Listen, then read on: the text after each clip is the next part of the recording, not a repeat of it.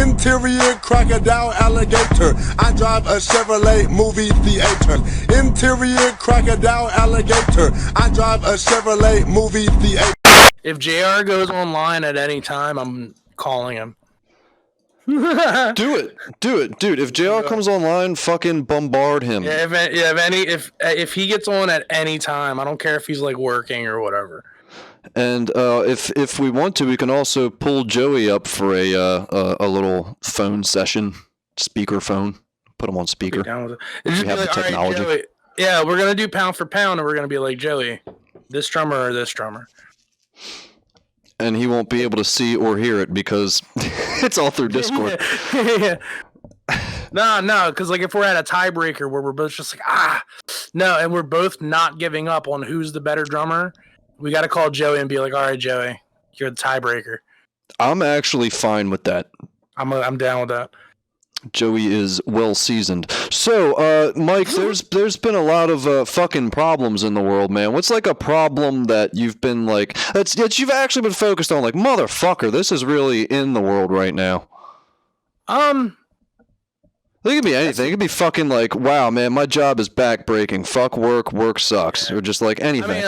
I'm slowly spiraling back into the depression of capitalism because I don't know. Just that dredge of knowing that if you died, your fucking work would just replace you with some other ant.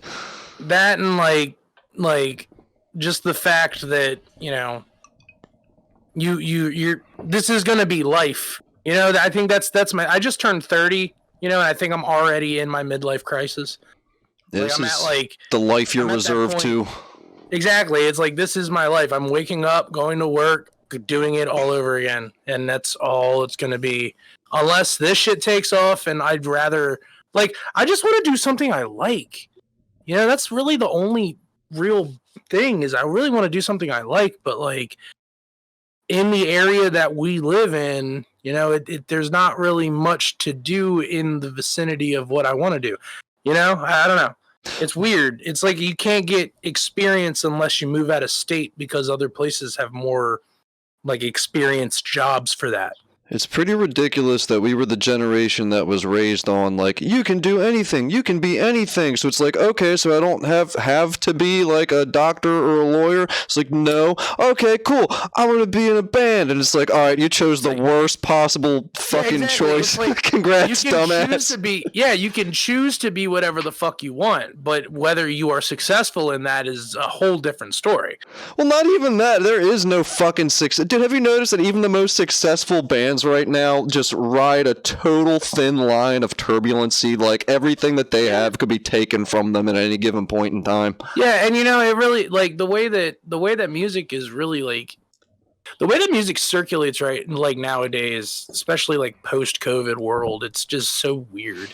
It's like people put more emphasis on singles than they do on like actual albums anymore. Oh, well, that's a whole other fuck. Me and you have traced the course of that, how it went from like, yeah, we're going to write full albums, you know, like pre-80s, and then it all became about like the single, or the EP, and then it became about the single, and then it became about like the little fucking minute-long snippet or whatever, and now it's all down to fucking TikTok. Like, if it's got that 15-second hook.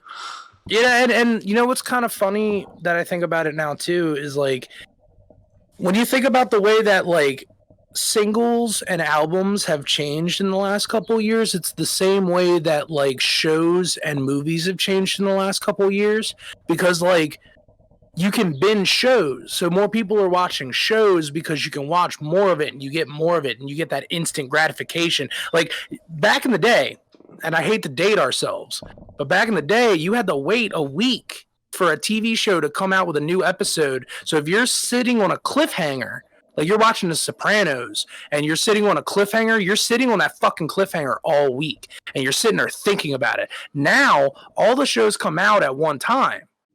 So you don't have to sit there and wait for it, right? It's the same way with music, because now it's about the singles. More people want more music pumped out at them opposed to waiting for like an actual outlet of the album. You know what I mean? Like, people want the instant gratification over the performance of it now, in my opinion. Oh yeah, absolutely. Which makes like prog fans really like the true fans because they can put up with 7-minute songs and the fucking 2-hour-long albums. Well, no. Like nowadays too. Like I feel like grindcore has taken a huge like turn on the music industry in a weird way, where it's like shorter songs are the thing now.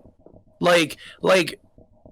Okay, so my girlfriend really likes Suicide Boys. I was about to say, right? You're really going to have to unpack that because grindcore and short go hand in hand. Yeah, I know. That's what I'm saying. It's like I feel like grindcore influenced a little bit more because like death metal in general might have influenced a little bit more. So Liv really likes Suicide Boys. We both really like Suicide Boys. I like Suicide Boys. All of their songs are like 2 minutes or less. That's it. It's like verse, chorus, and it's done. Or it's chorus, verse, chorus, and then it's done. Real quick, in defense of pop music, that's the way it was in the 60s too. It was like, here's your verse, chorus, bridge, chorus, and then it's the end already. Yeah, but most songs still went over like at least a 2-minute mark though. That early doo-wop shit, I don't know. I don't know, dude, like My Girl is like 4 minutes long. You know what I mean? Like, and that's a verse, chorus song. It's a verse, chorus, bridge, verse, chorus song. Well, think of all of the Beatles' like first albums, like. I mean, sure. I feel that, but like that was really when albums first really became a thing, though, right? Like more people wanted more songs packed on an album because the songs were shorter. Exactly. Yeah, that's what I'm saying is that like Elvis had to release an entire album because all of Elvis's music is 2 minutes long. Okay, I can feel that. I get maybe we're like regressing in like time too, because like I've noticed that some like pop songs nowadays are super fucking short too. Like God, I can't even think of it. I haven't listened to the radio in so long. I can't even name any of the popular songs right now. Well, I think we've just kind of stagnated in form with a tendency now towards like we have that different outlet. So we're still stagnant. Like we still have like the 2-minute to 4-minute pop songs. If we're going by pop, and pop is by definition like at the forefront. So we got to base everything on the bar. The line is set at pop. So. Right. I still feel like we have that 2-minute, to 4-minute long premium, and the attention span either wants or can't handle any more than that. Yeah, but that's now we have this whole separate like outlet of music that's made for TikTok and everything on top of all of it.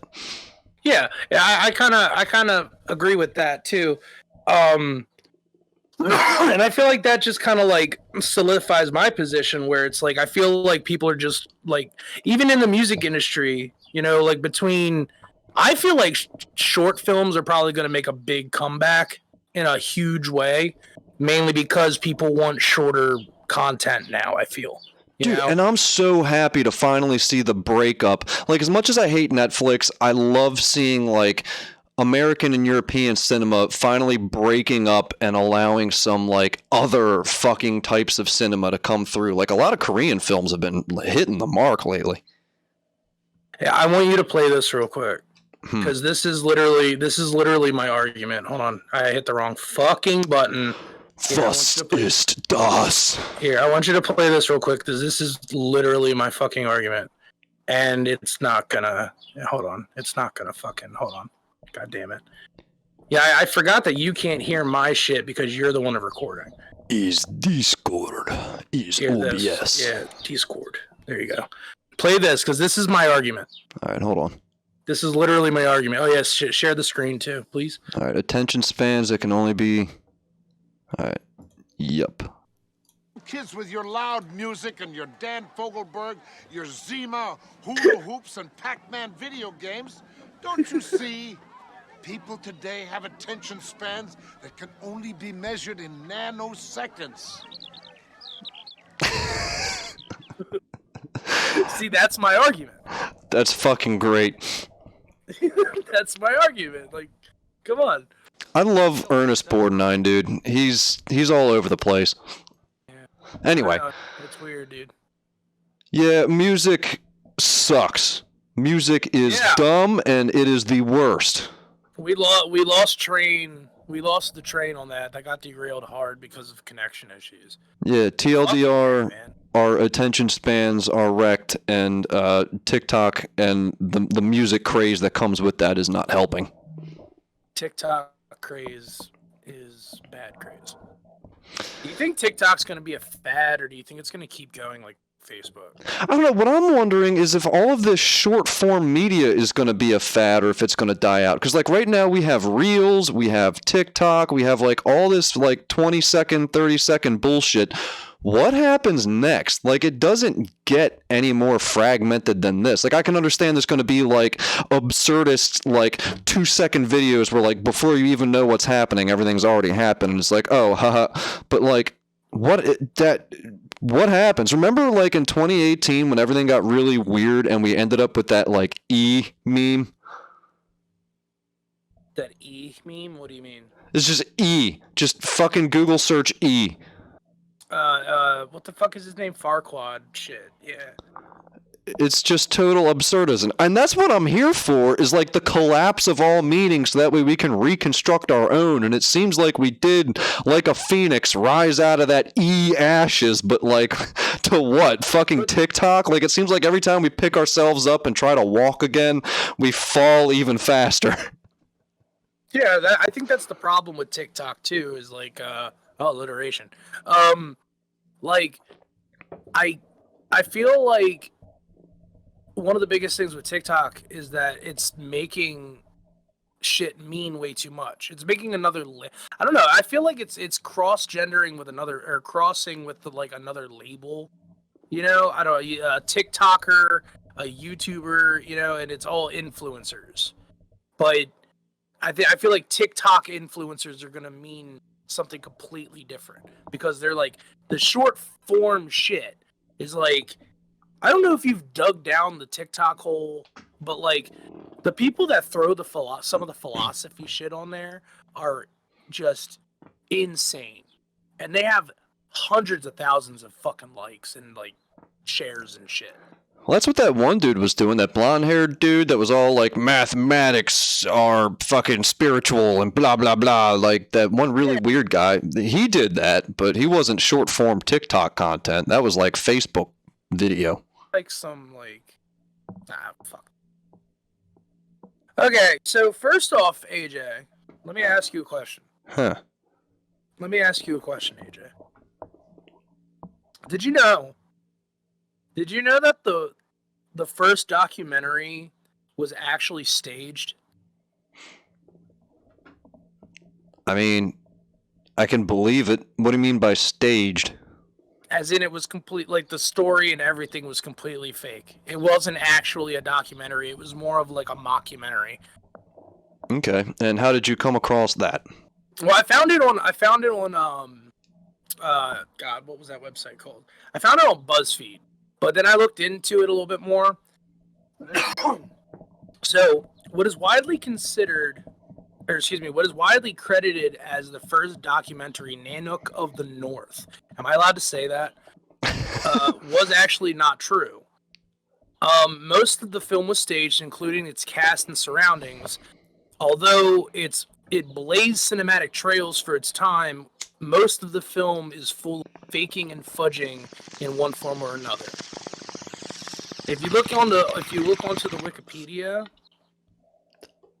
I mean, I watched a couple of clips from the movie, and it definitely, like, I mean, we're talking like shit was made in like it is a silent film. It's a silent film era movie, you know, and like, I guess I could see it, you know, I could definitely, like, especially like watching it, you could definitely kind of tell that there's a little something fudgy going on. Well, first off, what year natural people. What year was it made? Yeah. 1922. 1922. Okay. Because I was thinking like only 20 years after that we had actual like war footage, which, you know, is documentary. So that's like real. But if you watch the movie, you can't really tell the difference between like watching that and like Nosferatu, honestly. Okay, then we'll have to check it out. So is that what we got here in our little folder? We ready to watch it? Honestly, that was just a did you know fact. Oh. So basically, the did you know is did you know that the first documentary was actually not a documentary? It was a fake. It was like completely fake. Oh shit! Then, yeah, I can believe it. That is crazy, but it is within believability. Yeah. Okay, fuck that. Let's go on to the instrument of the day. That whole thing took a dump, but it's fine. No, it's fine. I guess I feel like I presented it wrong. I apologize. No.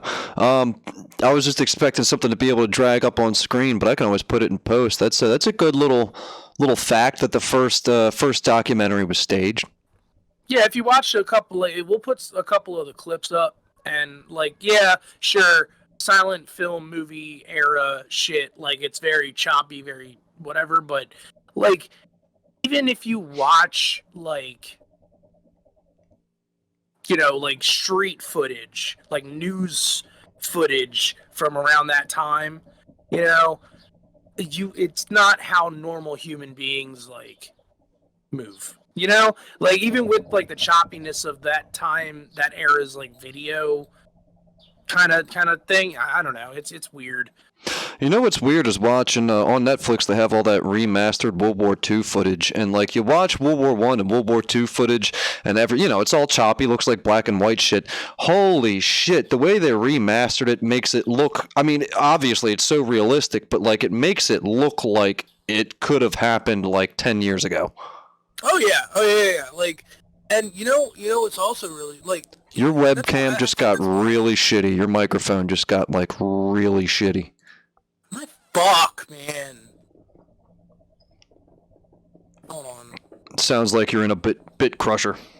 Anyway, so what do we got up, Mike? We got you're driving this thing. What's our first bit of content here for these people? Today for instrument of the day, my friends, we're gonna take it back to the Looney Tunes. We're going to Looney Tunes era, boy. All right, you ready? Okay. Yeah. Throw the player. Telephone bell or doorbell? Oh, hold on. Testing it. Okay, so basically, the piano has all these bips, blips, and knobs on it, and strings and pulleys and a bunch of bullshit. Okay? And every single one of them do something different. But here's the real thing. Keep going, AJ. Well, hold on. I want to have it so that more than like 10 seconds plays so we can see what it is. So describe it first, and then we're going to see it. That's that. I'm done describing it. It's easy to find out. Go ahead. All right, here we go. Telephone bell or doorbell? Woodblock, castanet, tambourine. Oh. This is just the beginning to Time by Pink Floyd. Right, dude? Triangle. Oh, none of it's complete without the pictures of the fucking Marx Brothers up top. Right? I know, dude. That's the best part. Did he just say fucker? It's a thunder. Just fucker. Thunder. Sleigh bells, and then you have pipes, you have piano, and you have flute. Got fucking Kermit over here just we got the flute over here, and then we got the little. I love how like half of this shit has names. Like I would just call it like we got the Zoinker over here, or eat. We got the fucking. Looks like. What? It looks like Kermit kissed the princess and then let himself go a little bit. Flute, violin. Honk.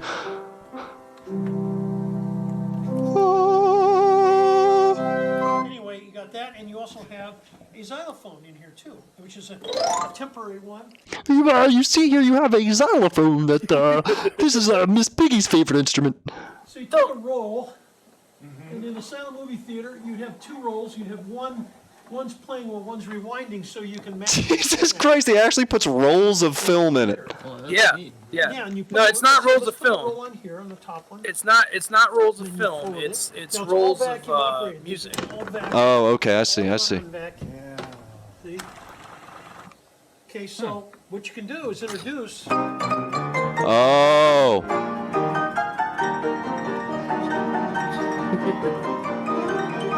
It's one of those, dude. Oh yeah. Yeah, dude. Okay, so when does this guy tour? Does he open for like Pig Destroyer or anything? Yeah, dude, hold on. You can't take that fucking thing anywhere. Look at that thing. That thing is permanently planted into the ground. I would be his I got roadie. Wikipedia.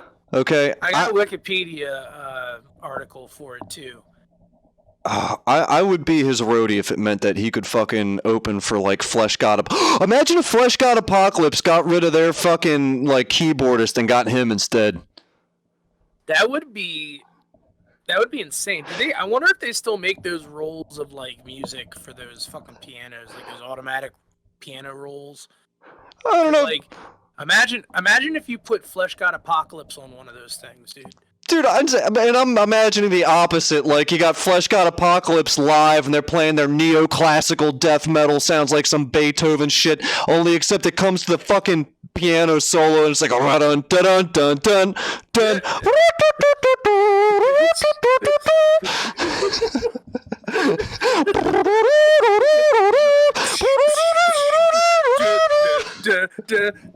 Yeah. Fucking polka. See, opening for the next ball game? Like, what the fuck? It'd be Death Polka, dude. Death Polka. Yes. Yes. All right. So you got us a article on this shit, huh? Yes. So, yes, I do. And guess who's reading it? Oh man, I assume it's me. It's not that much. Okay, I see that. That's good. That's nice. All we have is this operation. That's why I preferably picked this. All right, the photo player is an automatic mechanical orchestra used by movie theaters to produce photoplay music to accompany silent films. The central instruments in a photo player were a piano and percussion. Some machines also added pipe organs and methods for manually creating sound effects, like a player piano. The photo player played music automatically by recording piano rolls of paper. Hey, that's where a piano roll. The word piano roll comes from that fucking piece of paper. Okay, that's cool. Yeah. But the photo player could hold two. So next time y'all are programming beats, remember that this is your FL Studio. Yeah, right. Yeah, that's the 1920s FL Studio. Bro, could you imagine trying to make beats on that thing? Oh my God. Yeah. Fucking here's Ben Turpin over here in his FL Studio. Yeah, I'm making beats, see? Yeah. Fucking blast beats. Yeah, I'm making fucking blast beats. Yeah. He's got the Hitler stash. That shows that in like the 1920s, like Hitler didn't have his own thing going on. That was like a broadly used mustache. Well, hold on. You know why Hitler shaved his mustache that way, right? Why? Well, Hitler shaved his mustache like that because of the gas mask that they used in World War I. That, like, it was actually like either you have to shave it like that or you have to shave it completely off, and he thought he looked like a bitch, so he just did the toothbrush like mustache, so that the mustache won't come out of the fucking gas mask and it would like seal properly. Oh shit, that's a pretty cool. Yeah, but he actually didn't like love it. He just kept it because he thought it like gave him charisma or some shit. Well, I guess it's the sign of like, yeah, I fucking wear gas masks in the military. This is my mustache to go with it. Stalin had, the walrus stash, bro. That was because he wanted to look powerful and tough. Like, oh, I'm a fearsome leader of the fucking free world or whatever the fuck. Wouldn't no gas mask wearing motherfucker though. Yeah, no gas mask wearing motherfucker. Anyway, fucking A. This fucking thing.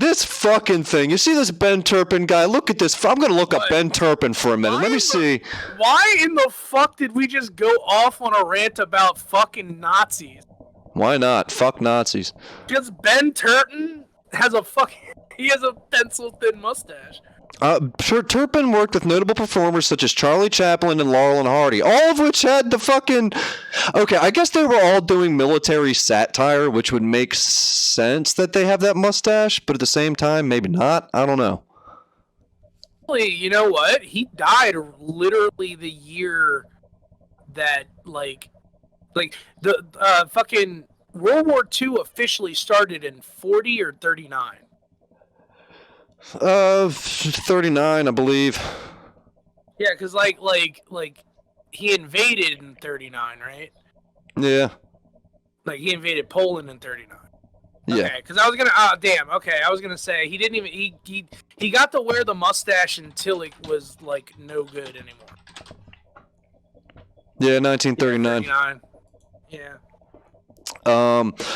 Yeah, so they all had the square mustache going on. He is believed to have been the first filmed victim of the pie in the face gag. Hey! Shit. Wow. It all comes full circle, dude. All right. Had that mustache, Hitler was a fool. All right, so Ben Turpin here in his FL studio and his cross-eyed. Okay, this motherfucker. I like this guy. Hey, he doesn't have the fucking toothbrush stash anymore. Oh my god. Approximately 8,000 to 10,000 photo players were produced during the boom of the silent films between 1910 and 1928. Well, even then, that's not that many of them. So if you were one of the motherfuckers with these, it was a pretty hot market. It's probably a pretty fucking penny. Yeah, that like he better be ready for his grandkids to sell that motherfucker when he dies. Well, each one would have been different, right? Like, I assume there was no standardized fucking photo player with all the gunshots, bells.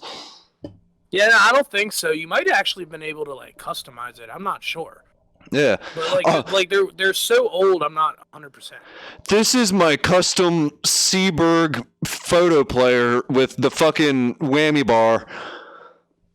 With the Floyd Rose. This machine kills fascists.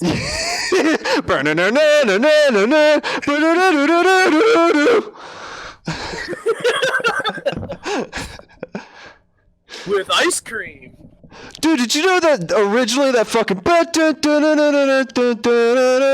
was a fucking World War I battle theme song?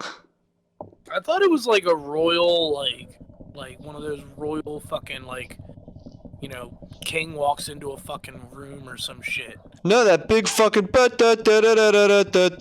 I believe is a fucking World War I battle march song. Big if true, fucking fact check me. Anyway, or don't believe it. Make it your truth. News update. My girlfriend just sent me a text message of a truckload of shit. Just saying. That's dope. It's manure. Well, what's next on the show, Mike? All right, so next thing we got her. Well, hold on. Let me get 5 more seconds of this photo player because this thing is fun. No, this thing is just yeah. There's another video. Yeah, there you go. This makes me feel like I don't know. I'm at the arcade. Right? Just at the fucking circus enjoying a bag of popcorn, bro. Like a fucking funnel cake and a fucking big old wiener.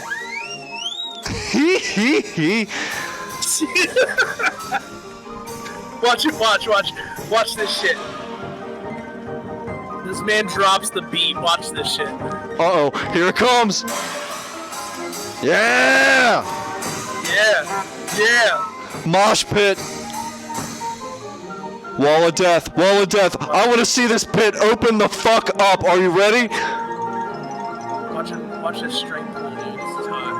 This is hot. This is some hot shit right here. Get the fuck up! I fucking love this shit, bro.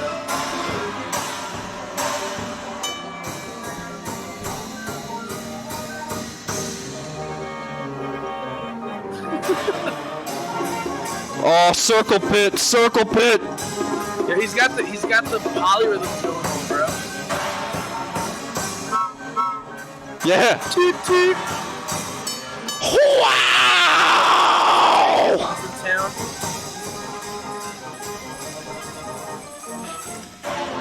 Death and destruction! Yeah. There it is.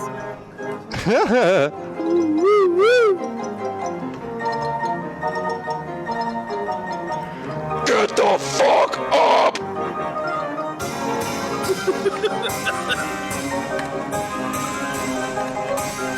Mesmerizing. Just absolutely mesmerizing. World's greatest instrument ever made. Ever. I really hope that made y'all's day. That definitely made my day. That, I want to see. Oh, you know that dude who plays cello and the double bass, fucking Mr. Marshall or whatever? Yeah, I like that guy. I want to see this guy open up with him and like Naked City. Oh yeah, dude, I would fucking love that. Oh my god, dude, John Zorn and this guy would be like Yoko Ono, but better. Oh god. All right, what's next? Okay, so we can skip drug of the day because it's just kind of long. No, what is it? What do we got? What do we got here? We'll speed run it. Okay, go for it. Speed run it. What? We got Changa. Changa, drug. All right. Changa is N-N-dimethyltryptamine. Okay, so it's a type of DMT mixed with monoamine oxidase inhibitor, MAOI. Did we already do this one, though? No, we did not. I feel like we already... I swear to God, I feel like we already did. We did not. I think there was another one that was similar, but... Yeah, I feel like Changa was the same name, though. It's alright. Fuck it. It's been so long. Go ahead. Typically, extracts from DMT-containing plants are combined with a blend of different Maui-containing herbs, such as ayahuasca vine and/or... Okay, so it's DMT and fucking ayahuasca to create a mix that is 25 to 50% DMT. Jesus Christ. I know, that's fucking insane. Can you imagine tripping with that shit? Changa was created... I've never done DMT, and I kind of don't want to. Dude, fucking was like... I remember he asked me if I wanted to come over and chill, and he was just like... he had it in a little vape thing, and I'm like, you just fucking vape? Like, you just roll out of bed and vape fucking DMT? Fucking shit. It's like, holy shit, no wonder their music is so fucked up. Oh my god, I love it. I fucking love it. It was created by an Australian in 2003, 2004, so this is like the world's most recent drug. Holy shit. Kinda, yeah. Named when asked for a moniker for the drug during an ayahuasca session, Changa was seeded throughout the world, introducing it to the UK, Russia, India. It grew in popularity since the mid-2000s. International introduction dates to the Boom Festival in Portugal in 2008. Changa's popularity has continued to rise due to ease of smoking, more powerful effects, and longer duration, approximately 10 to 20 minutes when compared to smoking freebase DMT crystal. This is what it looks like. That looks like shit. It's like a little pack of rice next to it. Bro, it looks like 70s weed.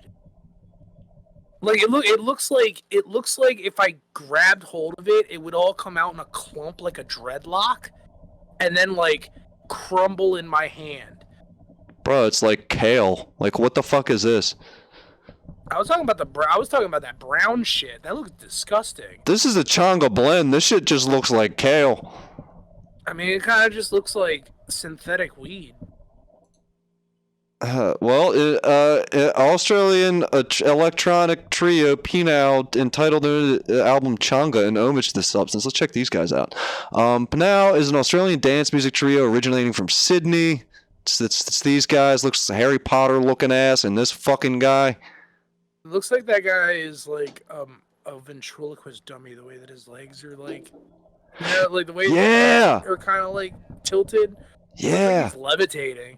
It looks like you have It looks like you have the green line, like the sigma, standing up nice and straight, and then like the bent line for like the fucking beta or whatever. Is he on the Changa right now? Is he on the Changa? Okay, Nick Littlemore and Peter Mays. Pinau has achieved multiple successes with their award-winning 1999 album Samba Nova. So they're not known people. Warner Music. I don't know. Elton John's. Okay, hold on. Several of Pinau's later projects have had John's involvement, such as the album Soft Universe, an album Pinau recreations of Elton John's hits called Good Morning to the Night. That's the dumbest name I've ever fucking heard of. Good morning to... acid house music and trance music. So that's what Elton John is up to, fucking helping out obscure fucking trance music artists like these motherfuckers. I mean, in a way, he was kind of a weird outsider too when he first came up, I guess. Credit where credit's due, but like, goddamn. Like Dr. Dre and Eminem, I guess. There's Changa in 2016, and then now they're on their 6th studio album. Good old Changa. Yeah, but now it's produced a remix medley of several... Oh, so they do the remixes. Okay, I see. Wow. All right, we're done here. That's enough. Wait, that's that fucking, like... Is that like fucking, I think it's gonna be a long, long time. I think so. You know? God, I hate that fucking song, dude. I mean, not the fucking Elton John song. I love that song. But, like, that dance remix shit is... garbage. I've been going back and listening to some Elton John though, like original shit, and it hits the spot. Same. Yeah, same. I've been listening to a lot of the Kinks too. Oh, dude, the Kinks, yes. I've been listening to a fuck ton of Kinks. Fucking yes. That and oh, what the hell's the rocket ship song? In my rocket ship, you know, that one fucking song. Anyway, enough of for now. Yeah, what else we got? Okay, so. Oh, that was Changa, by the way, everybody. Fucking give up a round for Changa. Yeah, Changa. Yeah. All right. Good job, Changa. All right. So, would you do Changa? I would not do Changa. That sounds really intense. I don't think I could do Changa. I was gonna pull the experience thing for it, but I'll be honest, I fucking forgot. Anyway, so, do you remember? Like, did you ever play RuneScape? Fuck yeah, Mike. I was proficient in RuneScape at one point, okay? Now, when you say proficient, like, how much experience level did you have?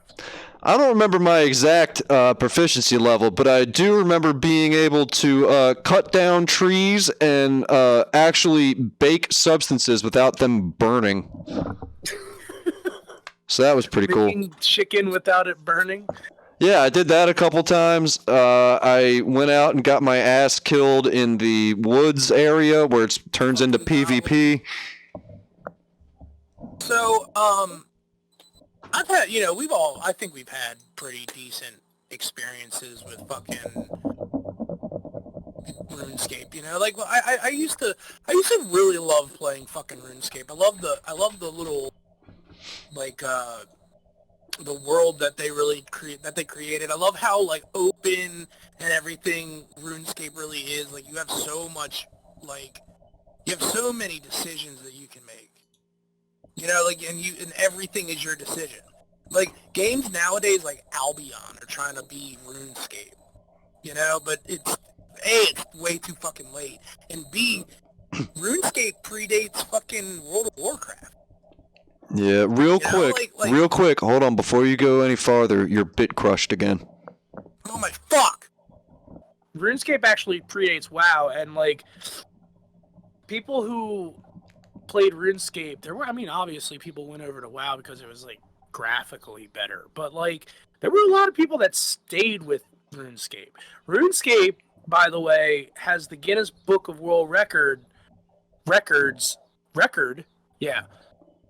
It has the record of having... It's 300 million fucking players that are registered to the actual game. Including me and, like, my 3 accounts that I've made across the fucking past 28 years. Yeah, exactly. So you were 2 when you started playing RuneScape? I was pretty fucking young. For real though, I was probably like 8 or 9 or... Yeah, something like that. So, for today on Encyclopedia Erotica, I came across a story that is actually kind of insane when you think about it from, like, a video gamer standpoint, right? Okay. AJ, when things go wrong in a video game, especially these video games like like World of Warcraft or like Guild Wars or fucking any of these fucking MMO games, right? When things go wrong, how bad have you heard it going wrong? Like, what is the worst thing that you've heard happening to people in a video game like that? Maybe glitching and losing all of your items for no reason, or like when you're doing a raid with all of your friends and you're balls deep in a fucking dungeon falling through the level or something. That's fucking beautiful. That happened to me a couple times. So this is something that's pretty fucking insane that happened in RuneScape. And are you ready for this part? I'm ready. It happened on 6/6/06. Hey, perfect. Now, pull up that Wikipedia page. Hey, Jay, I'm going to introduce you to the fucking... Where? Go down. Fuck, it didn't go to the first fucking thing. Go. Down. Okay. There. To the Falador Massacre. The Falador Massacre was a historic... So now, this thing really... I'm sorry, before you start. So this is probably one of the most insane things that I've... Like, one of the biggest bugs that I've ever heard happen in, like, such a popular fucking game. Go ahead. The Falador Massacre was a historic bug that occurred on June 6, 2006.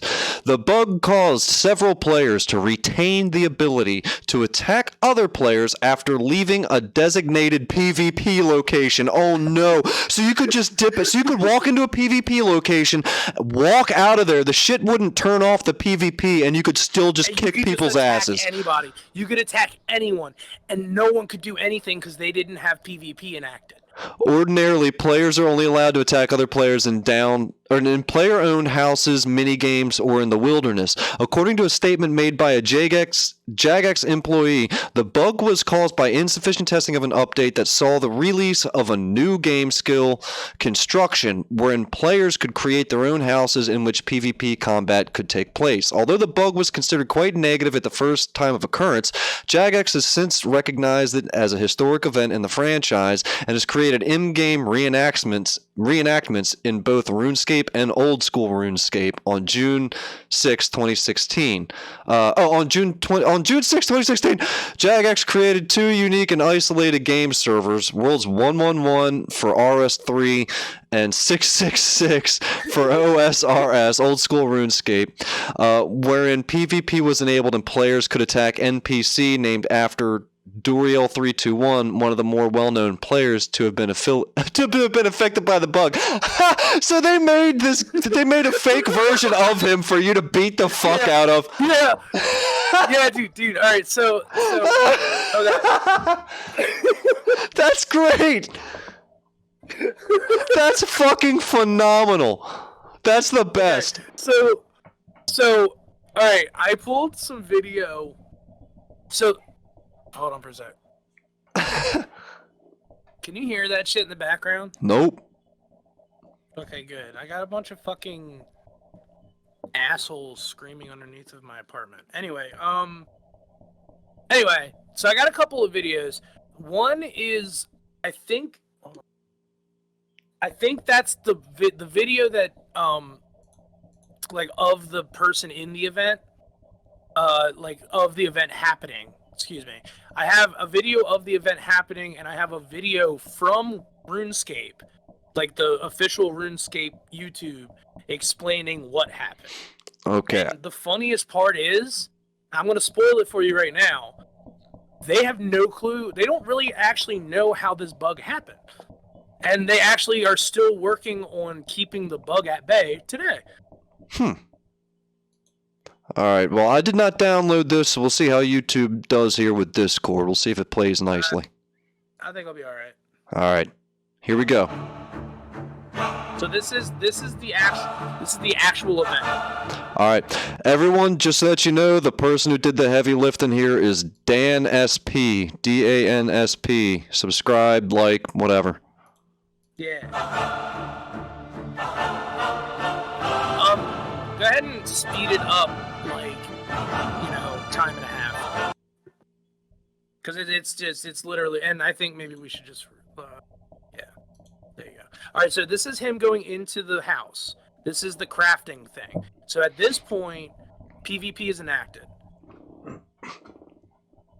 Okay, so PvP is enacted at this point. So keep going. These fuckers. So now they're outside in the world. And he's still attacking people. Red marks? Yeah. Do you see all those red marks? All those red marks, that means you can attack people. Oh, and look at all that fuck. damage. Oh my god. It gets fucking wild, dude. You see the guy right here, he's immediately like gang fight stuff. Like, gang fight. Stuff, Yeah, bang.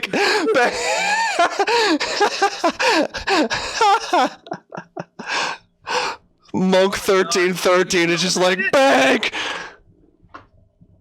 Alright, so now look, it's a fucking dude, do you see this? Everyone is running. It's just a mosh pit. Oh my god. Look at the fucking mini-map, dude. Look at the mini-map. That puts it into perspective. Holy shit. They're all following this one guy. And this dude's just attacking him. They're just attacking the shit out of him and stealing all this shit. This is beautiful.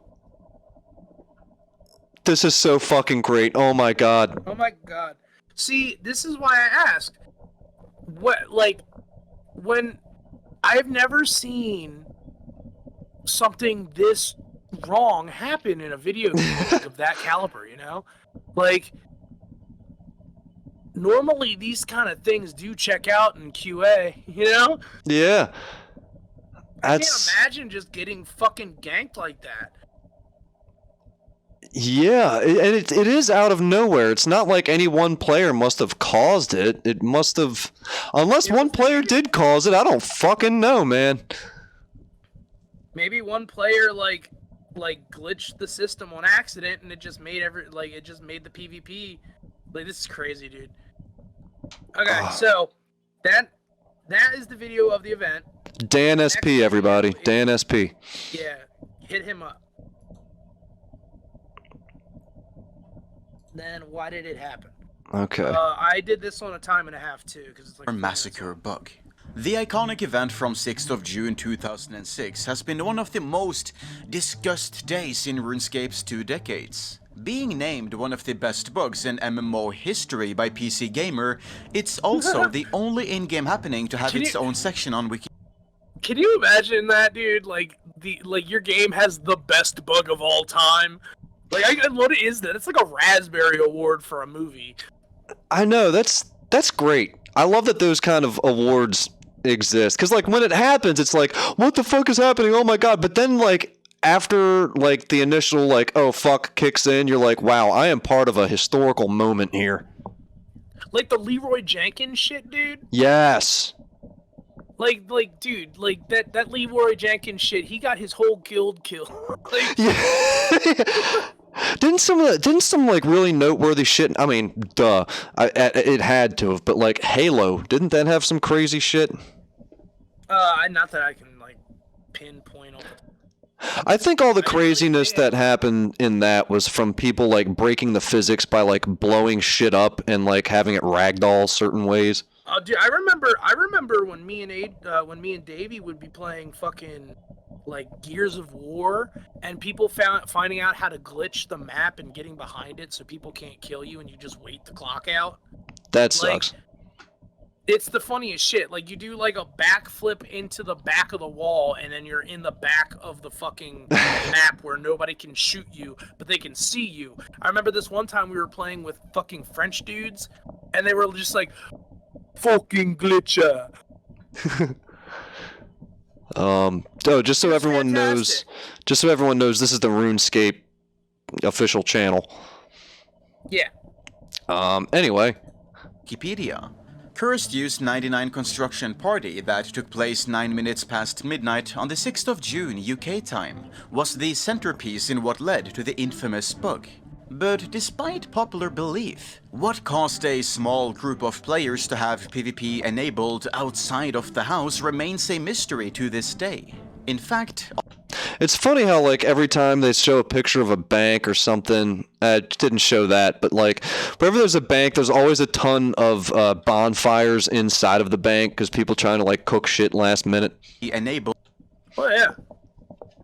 I don't know. I just remember that being, like, a defining feature. It's like, oh, gotta walk in the bank, and then there's nothing but fucking bonfires in there. That hasn't really changed because like I'm playing Final Fantasy 14 still, and like when you're in like crafting mode and you're trying to craft shit, like everybody basically just goes to the fucking market and they just sit there, buys their shit, go and craft whatever they gotta craft, go back, buy more shit, you know, sell it, go back, buy more.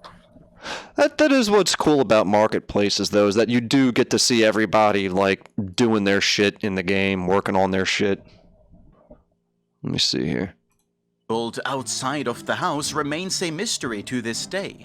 In fact, all the Jagex moderators working to prevent the bug from happening again couldn't identify the cause of it. They did know the bug abusers carried a PvP variable from the house's PvP challenge mode, but exactly how this was enabled outside of the house remained unknown. To fix it, content developer Mod Ash disabled PvP in the entire game until Andrew Gower could take a look at it the morning.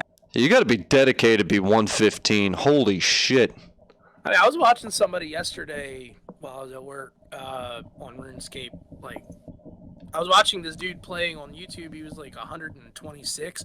He had like 300 million fucking experience. I was like, Jesus Christ, guy. That's got to be like at least 10 years of gameplay. Yeah. That game goes slow. Like, that is a slow ass building game.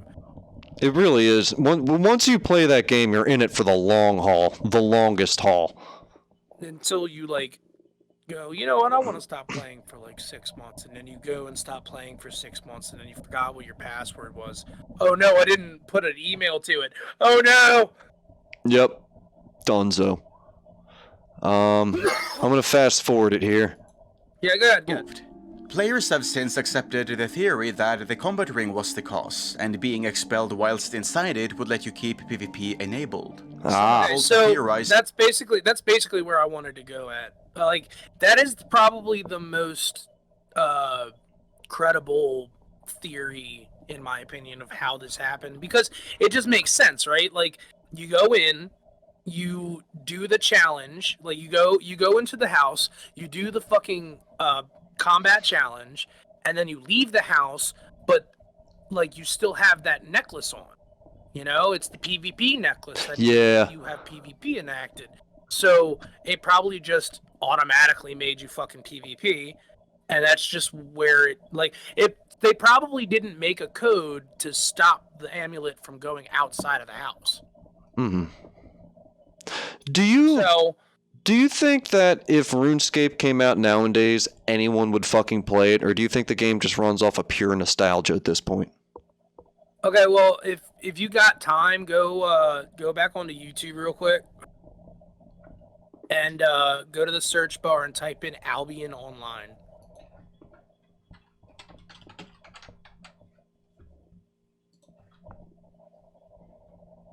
And then just find any fucking gameplay of it. There's definitely pretenders, AJ. I'll at least give you that. I tried fucking Albion with this Online game. is a free. You've probably seen like the fucking advertisements for this in the middle of fucking shit you're watching, but it claims to be like a totally player-driven game. Like the whole, like everything is made by the players. The economy is driven by the players. The money is driven by the players, and I think it's a bartering system. I can't remember, but look at the graphic. Look at what you're doing. And it's also it's classless, just like RuneScape, you know. Okay. And, I don't know. This game is definitely not anywhere near what RuneScape is. So like, let's be real, okay? RuneScape is a pretty okay game. It's not the best MMO in the world. For a free MMO, it's really good. The story's all right when you do find the story. But you know. It's a 7 out of 10 game, if that. Albion, though, it just looks like shit. Like, even the graphics are trying to be better than RuneScape, right? Am I just kind of... Yeah, it looks more like WoW. Yeah, like, and it's a browser game. Okay. Yeah, I mean, this like looks like it's trying to be WoW, like a mixture between WoW and RuneScape, and it looks like it doesn't achieve either while not even being its own original thing. Like, this looks, I don't know, it just looks so fucking done before. Yeah, like every element is a ripoff of something else blatantly. And like, they really, one of the cool things I did notice about the game, for what I have kind of seen, because I don't see anyone play, but what I have kind of noticed about the game is that they are really into the idea of like the players making the game. You know, like they're really into the idea of like the players creating the world. You know. Yeah, but, RuneScape is kind of that way too. Well, I mean, players don't put shit in the world. True. They might not put shit in the world, but they still craft shit to be in the world.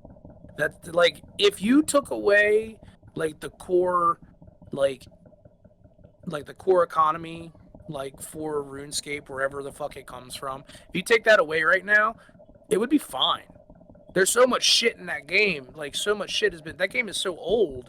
There's so much shit that's been in that game for so long.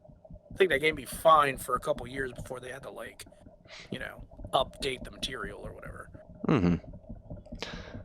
Yeah, I don't know. I feel like... Okay, fuck this guy and this game. I feel like I don't know that many like hardcore PC gamers anymore. Most of the people that I know have consoles, and so I guess I'm biased, but like I don't hear anyone playing these style of games anymore. Like, it seems like most people, if they were to play something like this, they'd just be playing Diablo instead, or like, you know, well, I mean, like Diablo's kind of made to be an MMO for consoles, I guess. But I don't know. I can't really say that because the original Diablo was made for PC. So I'm just saying. I will say this. Good. I have noticed that a lot of MMOs are going cross-platform, which is cool. On fucking yeah, like I mean, I can play with people. Like if I was to play fucking Final Fantasy 14 with Davey and he was on the computer, I could play with him on my PlayStation. Yep. Just so everyone knows, this is... I don't know. Actually, I don't know if that is or not. This is the Lazy Peon on YouTube. The Lazy Peon. Peon. Yeah, I'm sorry about saying fuck this guy. I'm more upset about the game because the game is just a blatant fucking ripoff. Yeah. Like the fucking advertisements like pull me in because it's always like, ugh, fucking player-driven economy, classless system. You can be whatever you want. You can make a guild. Make your guild. Yeah. I don't know. I mean, I'm sure it's interesting. I'm sure it's okay, but I'm sure it's also a money trap. Like, I'm sure it just wants your fucking money. Because it seems like, I don't know, when I looked this up, the first thing that it said was like Android and iPhone, whatever. So it's an Android game, and any fucking Android game is going to want your goddamn money. I mean, every fucking game, every fucking MMO has microtransactions now, though. Like, yeah. RuneScape has microtransactions. True. Very true. Okay, so moving on. That was that. Yeah, so that I thought that was really interesting. I pulled that out of my ass, pretty well. Yeah. Did you just delete? Oh no, you didn't. No. We're gonna move on to the next thing. Oh, go ahead. Yeah. No, go ahead. I was just gonna end it anyway. Go ahead and end it then. Go ahead. Oh, okay. Moral of the story is, games can be a lot worse than you think. Yeah. It could be like we need those updates, bro. Don't bitch about updates. Don't do it. Please. Shit like this happens. Yeah, I feel like 100 times. There was this, but I feel like our version of like the great fuck up was probably Cyberpunk. I wouldn't really say that because Maybe No Man's Sky. I would say probably No Man's Sky, but that wasn't really a fuck up though. That was just like they didn't have the material that they said they would have, and they had to come in update. You know, this was actually an update that was like supposed to be a new thing. It was like, hey, this existing game has the idea of making crafting available so you can make a house. You know, so new crafting available, so let's try it, and then you end up getting the ability to fucking kill anyone you want. Jesus Christ. That's great. That is great. I'm gonna take a piss real quick. When I come back, we'll move on to the next thing. Go ahead, baby. It'll be 30 seconds. Hold on.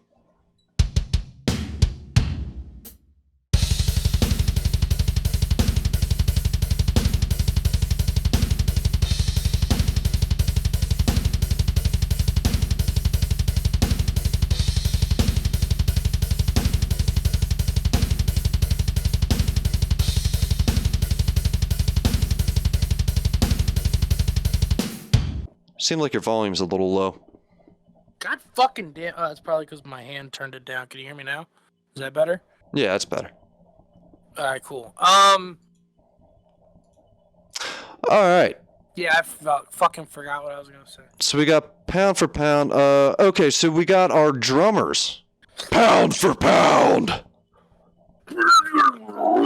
Alright, Mike, so you have your drummer going up against my drummer. That's what we're doing for pound, right?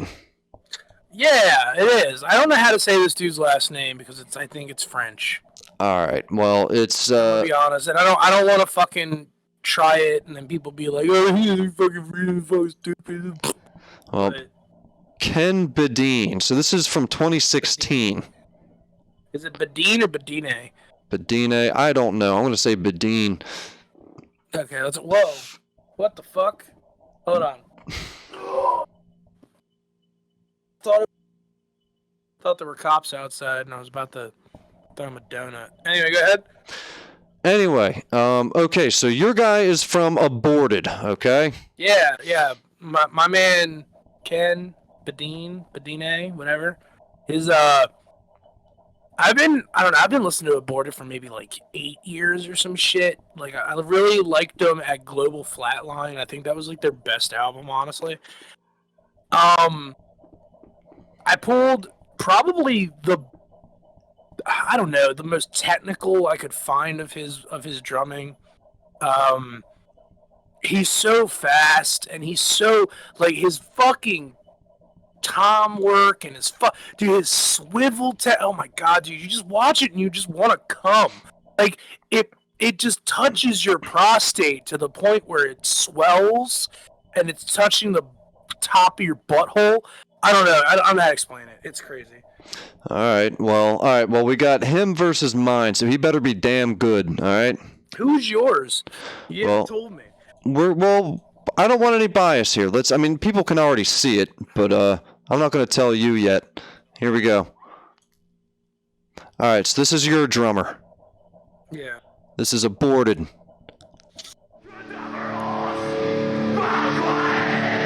See, I immediately thought he was like.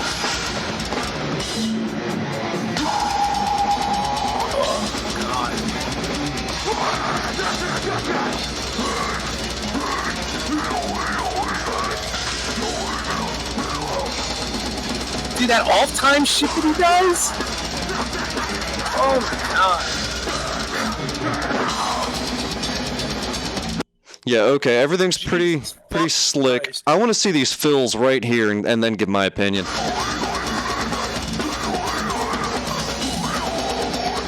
Did you see that? Okay, No, the accenting on the fucking cymbals right there. Yeah. Holy shit. Not just the accenting, dude. Did you hear that polyrhythm right there like 10 seconds ago? Or like 5 seconds ago? Fuck.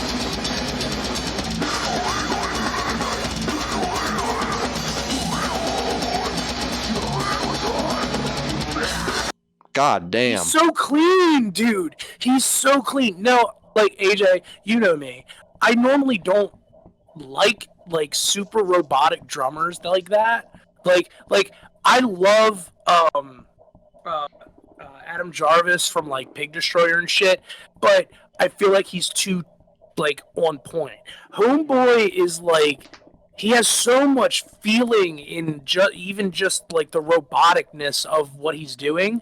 He's so clean and smooth. Oh my goodness. Oh my goodness. I think I came. I told you. What I'm noticing right now is that he's letting his feet do a lot of the work in the fills, so that like, he's not really doing. He's doing like he's doing like all that like weird off-time foot shit, which might be a little bit harder in some respects. Because like to me it's harder to like make your feet work in conjunction with your hands than just like think about a typical like all hands like fucking snare tom snare other tom. I know what you're talking about. I feel you, but go to one of his fills real quick. Well, no, I'm already calling him the better drummer. I'm saying that it's harder to keep your hands and feet in conjunction doing all of that choppy shit than it is to do the like, all hands shit. My bad. I thought you were making an argument. Good? No.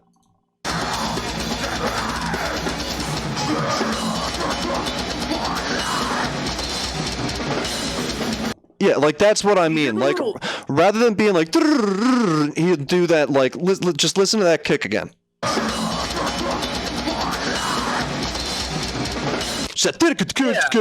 Like weird trippy shit. Yeah, because he wants to, like he puts more accent on the downbeat at that point with the kicks. I think one of the things that I noticed that was really cool was he did like that little. You know that little quad thing, that little spurt, like quad, like kick thing that people do in the middle of like double kick sessions? You know what I'm saying? Well, they'll be like ticka kind of thing. Mm. So he just did that during a blast beat. Did you hear that? Yes. Right there. Yes. He just did that shit in a fucking blast beat. I've never heard that before. It's like Meshuggah shit. Yeah, like he's being so technical with the feet too, man.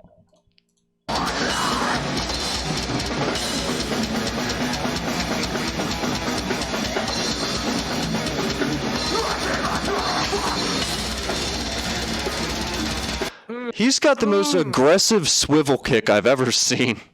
Yeah, I don't know, dude. I think what the fuck is his name? Never mind, go ahead.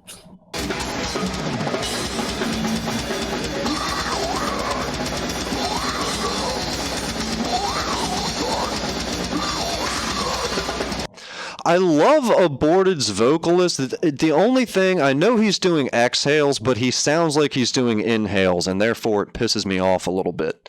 Like, yeah, I don't know. Is he doing exhales though? I believe it. Just sounds like after a while it's just oi oi oi oi oi oi. I don't know. Yeah, I wish that he would do more highs. His highs are funny. His highs remind me of Trevor Stern ads, just because they got that like wow, This twisted. But after the wow.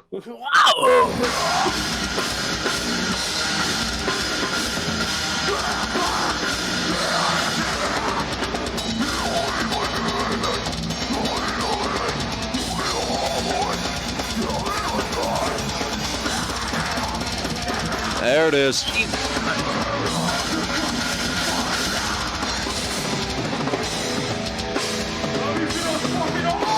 Yeah, AJ, I actually, you gotta give me something on this guy, okay? He was the one that really made me see the, like the benefits of triggers. Because remember, like a long time ago, I was like, dude, fuck triggers, they're fucking cheat, you know? Well, this guy's like, trigger work is crazy. Your opinion on triggers beats the hell out of my opinion that I used to have on double bass drum in general. Yeah, true. Fucking cursed opinions. It's all about like the emphasis on the beat, man. It's not, you're not supposed to put so much emphasis on the double kick. Yeah, You put emphasis on the beat. Emphasis. Emphasis. The impatience.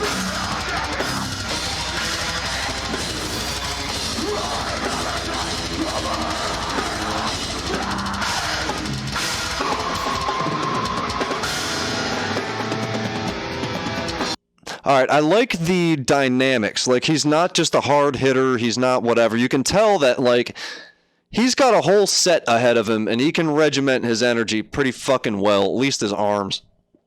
He's one of the Ghost Note kings, dude. Very true.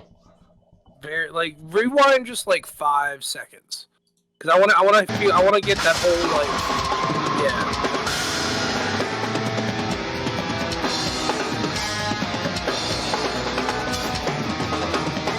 Yeah. God damn, bro.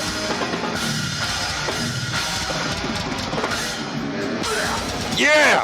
Oh! God, dude. Jesus fucking Christ. Yo, when did Joey switch to drums? Oh! Yeah. Holy shit, dude. So that is called... So you said... You go ahead, good. This... Hold on.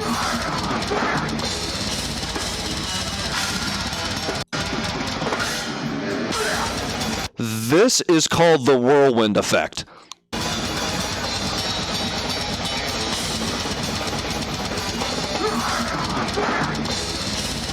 Yeah, anyway. Dude, alright, so you're talking about how aggressive his swivel kicking is. Do you see how far back his fucking pedals are going too? It's not like his triggers are doing all the work where it's like he doesn't have any fucking power in it. Like he has all the power in his feet, and every single kick is like the same. You know what I'm saying? Yeah. Yeah. The same amount of power in every fucking kick, and I think he could keep going. Watch, go back to that little whirlwind effect again, and watch how much power he's putting on his feet.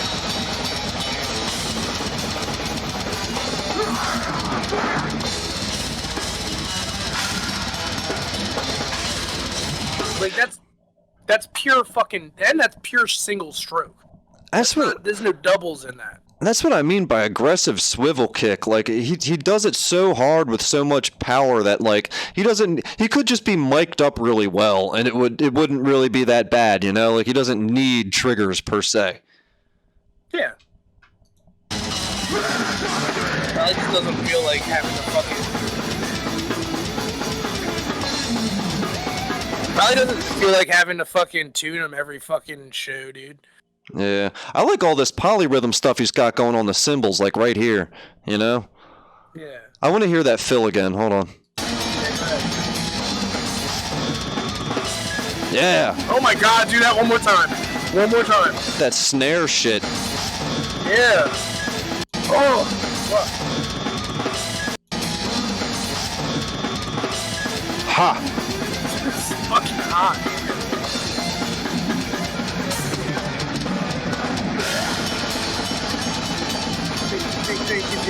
Oh my goodness.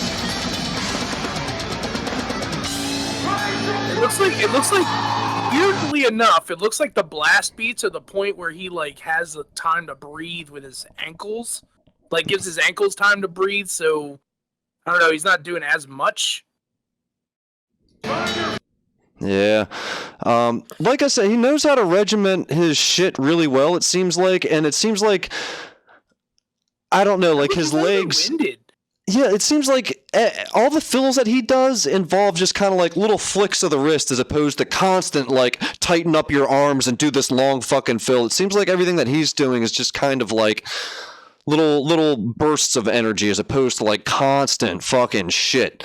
But oh yeah, you know who does that a lot? Fucking Trey Williams from Dying Fetus. Yeah. Yeah, very true. Like he still has like the wrist. He still has like the wrist power, and he still has the wrist speed. But he always adds that extra like double kick just for emphasis. Emphasis. I want to emphasis. I want to hear the oh shit riff that's about to happen. Okay.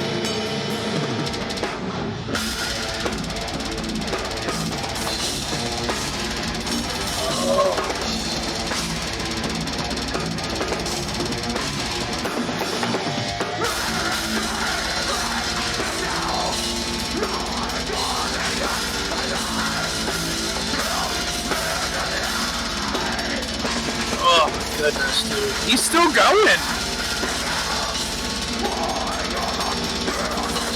God damn. Just as fucking aggressive. Like, Jesus.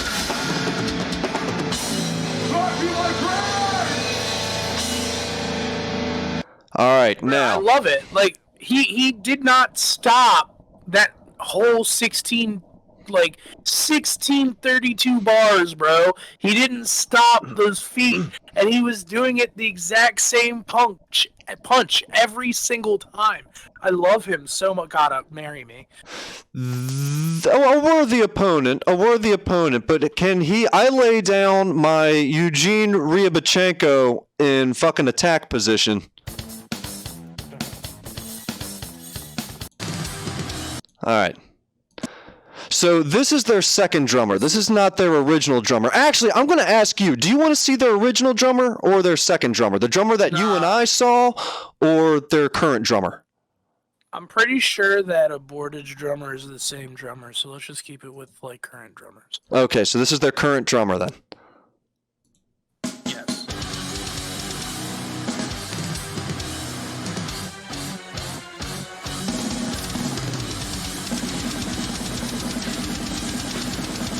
Oh my fucking god.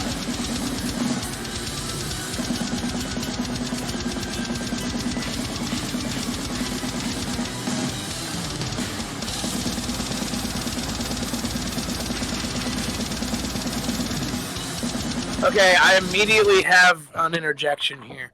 I immediately have an interjection. The foot power is not there. Foot power's not there. Dude. Nah, dude. Like his like it's all trigger there, dude. Look how like subtly tapping his fucking beaters are hitting that. Well, they're very up close. Yeah. That's what I'm saying. Like they're so up close. There's no power to it. It's all just trigger. I want to hear whatever. I mean, like I guess I could say I want to hear what it sounds like not triggered, but fuck that. But either way, we just watched another drummer with triggers, and he had more powerful kicks, in my opinion. True. All right, so he's got him on power. I'm going for speed and technicality, and maybe endurance.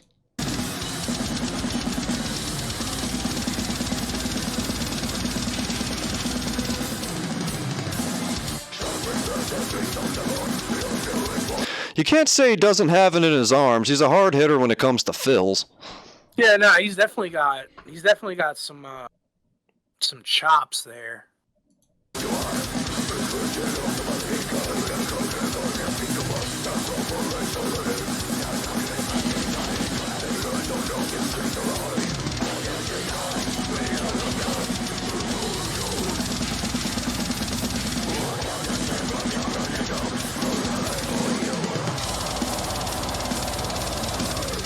Thoughts, opinions? I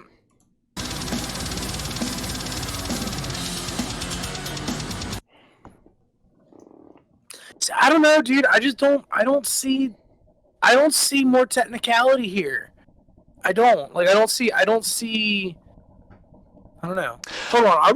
Are we debating or am I just giving my opinion on the drummer? Well, both. Give an honest opinion, but we are debating here. This is my drummer versus yours. Right. I mean, like, I feel like the technicality's not there. Like, yeah, sure, he's got the fills, but we saw, like, I don't know. We're only a minute in. Keep going. Well, let me put it this way. I think your drummer,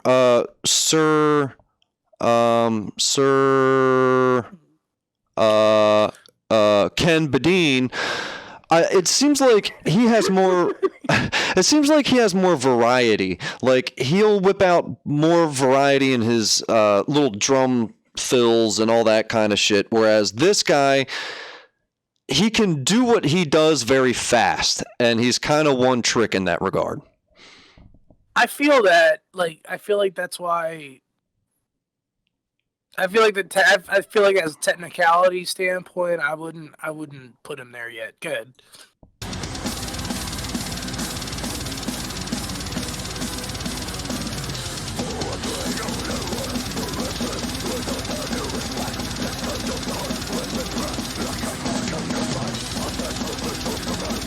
See, whereas he just did that, that's what I was talking about. Whereas your drummer would be doing some kind of like some kind of weird offbeat crazy shit. Whereas this guy, I think, is more just about precision and speed. Whereas like your guy might not be afraid to be a little bit more sloppy, but he has more variety. Do you have the old drummer? Let me see here. Let's watch. I think we should watch the old drummer. I think you're right. Live. Let's watch an old drummer and watch it live, because I feel like this isn't fair. I feel like I'm watching a cover, like a cover video. No offense to the drummer, because he plays in the band as he's in the band. It's just like this video doesn't make me feel right. Okay, so we're gonna do the drummer. This would have been because he's playing guitar now, right? Yeah.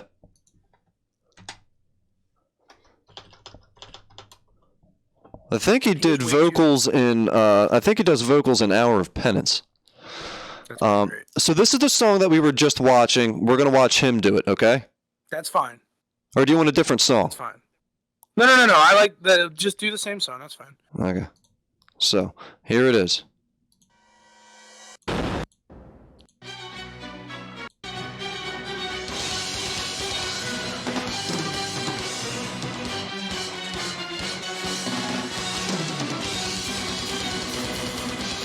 See, there you go. I'm already seeing more technicality.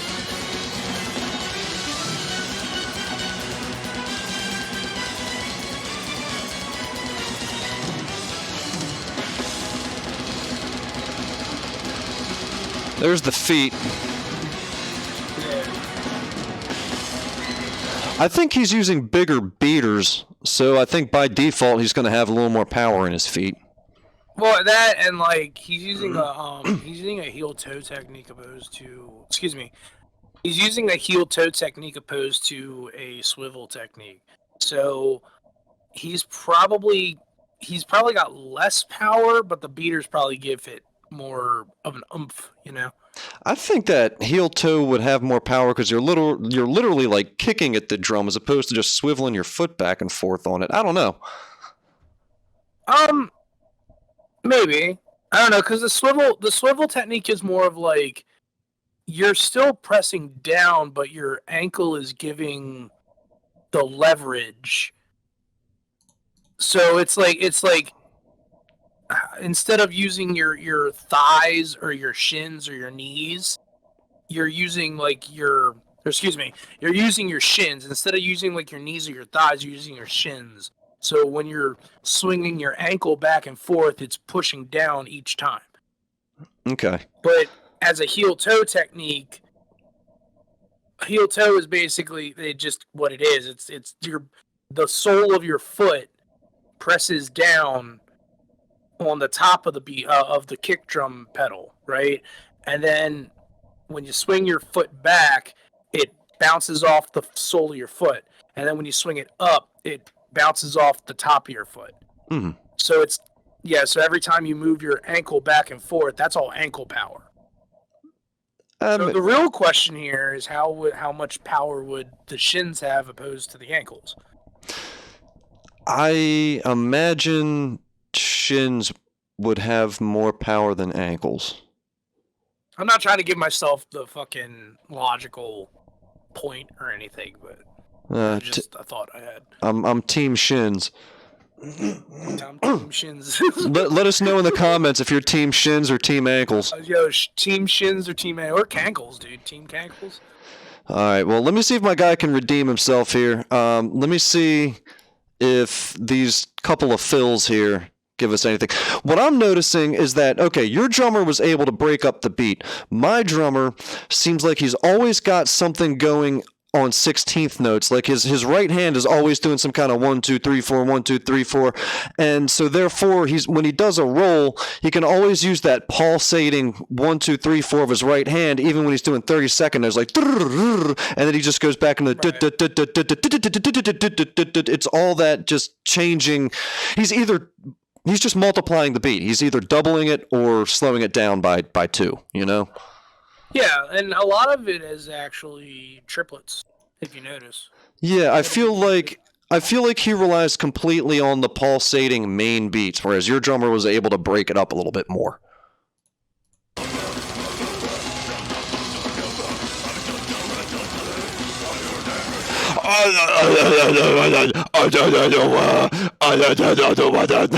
It's so dry. Yeah, I think this was the year that we saw them. Give my man. Okay, so you know on the Halls commercial or whatever, they got that fucking black metal band. It turns out all along it was just Flesh God. Ricola. Yeah, it was the Ricola. And then they give it to him.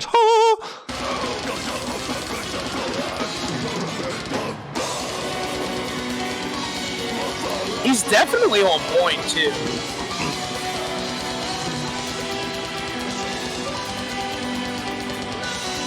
Just the consistency, being able to keep it up for that long. Ooh, God, wait, go back like 5 seconds. Holy shit! Okay, here we go. God, that's hot. Oh my God! So he has the technicality. Wait for it.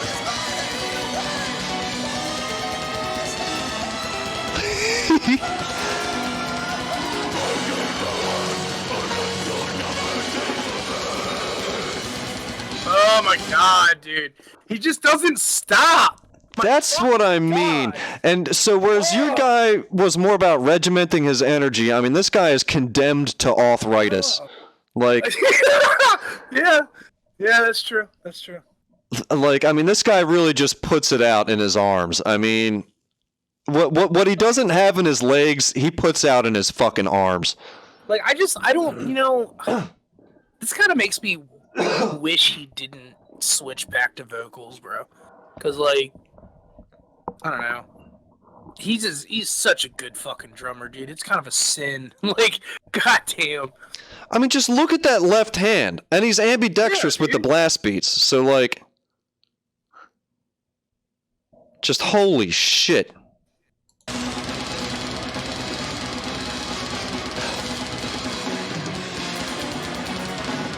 You know who he reminds me of? See the way he's leaning forward, this whole blast beating stance? You know what that reminds me of? It must be a Matt Grainer. You know what? You're right. It reminds me of... dude, it's totally fucking Lyle. You're right. Tell me this isn't the identical style of fucking drumming. Absolutely.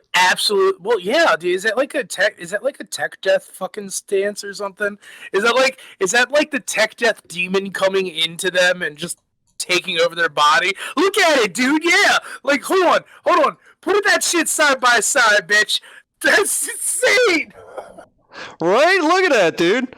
I need to get him blasting. Dude. He really does what is that? Planetary duality? Yeah, go. There it is. There it is. Yeah, there it is.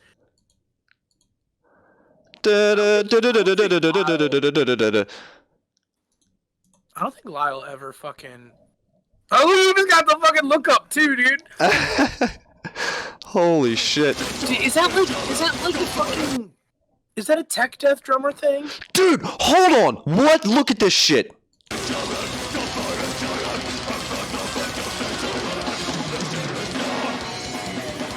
Oh, whoa.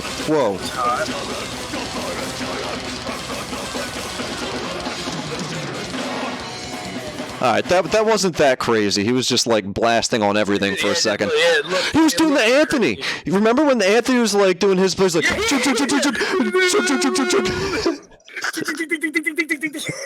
then he just moves his arms slightly. Fucking funny. Oh my god. So, alright. Now let's look at this in, since we're a little low on time here. Let's look at this in 3 categories, okay? Let's look at this technicality-wise. What else? Technicality-wise. I already said that. Technicality-wise. Fuck. Dynamics. I'm gonna say dynamics. I'm gonna say Stamina. Yeah, technicality, dynamics, stamina, and what's another term for soulfulness? Like Is precision and technicality the same? Nah, precision. Because, like, for instance, like, Cattle Decap's drummer is technical, but he's not exactly precise. So, like... Yeah, that's a good point. Speed. I don't know. Yeah, speed. I don't know. Was speed really a factor here? Yeah, I'd say speed. I think they're both kind of fast. Whatever. Well, that's going to be a neck and neck thing. What's another one? Power. Power, yeah. All right. All right, so let's start with technicality. So play a little bit of this. See all of that like offbeat bell shit. Offbeat fills.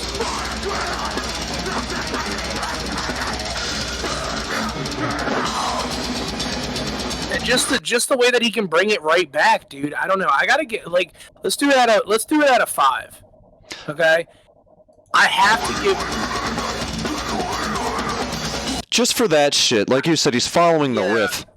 Yeah, dude. I think I'm gonna have to give him a 4.5. For what? Technicality? Yeah, for his technicality. All right, so this is hold on, what's his name? This is fucking Ken Badine. Ken Badine. Badeni? Baden? Okay, so you said 4.5? Yeah, I say 4.5 for his technicality. All right. I got a 5. Like I think there's a couple of things that he overuses maybe, but that's just his style, and I can't really blame him for it. But I gotta give him a point off just for that, though. Yeah. Just to be fair, honestly. And then for Francesco, Flesh God Apocalypse. Yep. Francesco. I'm gonna give Homeboy. I have to give Homeboy a fucking 4, because like he still has the technicality, but I don't think he's doing it as smooth as Ken is. I think he's lacking in the precision for the technicality. Does that make sense? Yeah, I would kind of have to second these scores. I think. Just so right now they're neck and neck. Yeah. I would say so. Just because my guy, like I said, he has the technicality in the sense of like following the riffs, but your guy does more choppy shit and is more specific than this guy. I think my guy is more limited to like stereotypical kind of fills. Yeah, because he has to go so fast because the music is so fast. Like Aborted can slow the fuck down and he can do things. But Flesh God is pretty much fucking blazing saddles through the entire thing. Yeah. Blazing trails, just like fucking fire and brimstone. Alright, so now we're going to do dynamics. So this is like how the difference between like how hard and how soft they can play and kind of like accenting and things like that.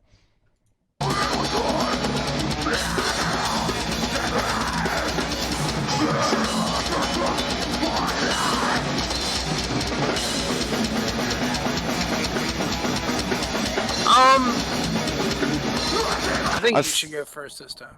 I feel like he did all of his accenting later on, like back here. Yeah. Yeah.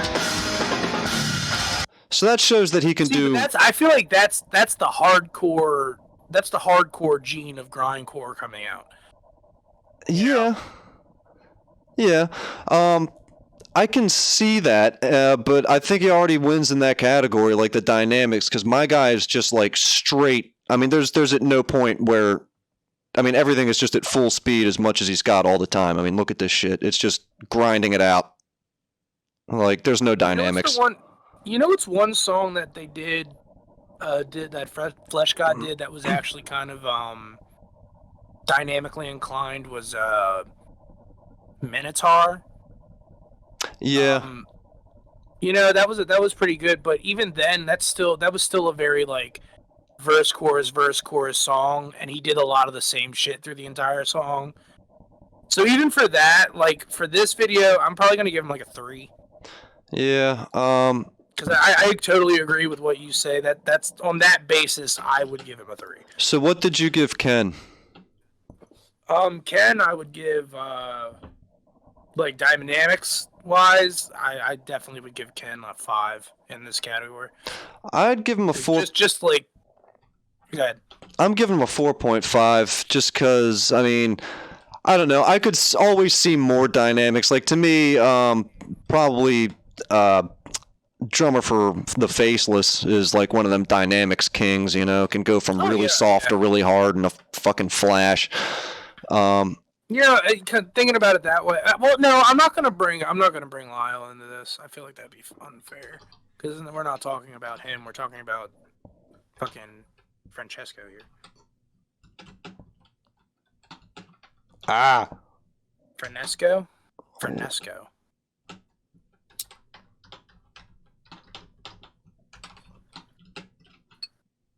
All right. Nothing. I was getting this. I have our scores up. I guess you can't really see it. No, I can't. Anyway. So we got 5 and 4.5 for dynamics for Ken Badine. What are you giving Francisco? We got to be quick about this grading thing. I said 3. Okay, 3 for Francesco. I'm giving him a 3 as well, just because he has dynamic points on the albums, but this song ain't it. Yeah, I don't think so. All right, stamina. So, who do you think has the best stamina? I don't think that's a fair contest, honestly. Because I feel like I said before, I think Ken has more time to breathe than Franesco.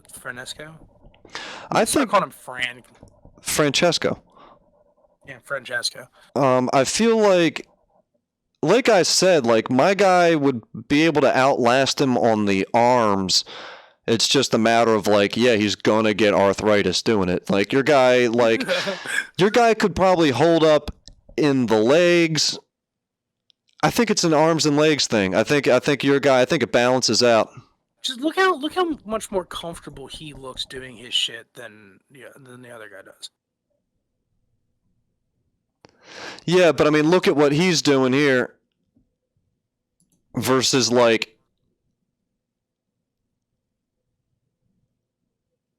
true. He is doing a lot more. He's kind of just like pushing that beat along constantly. I mean,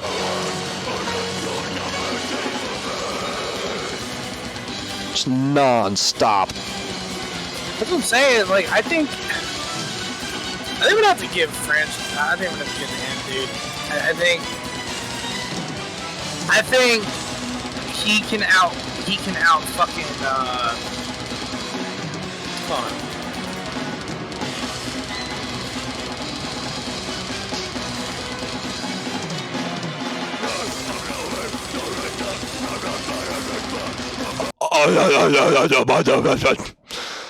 The end of the video.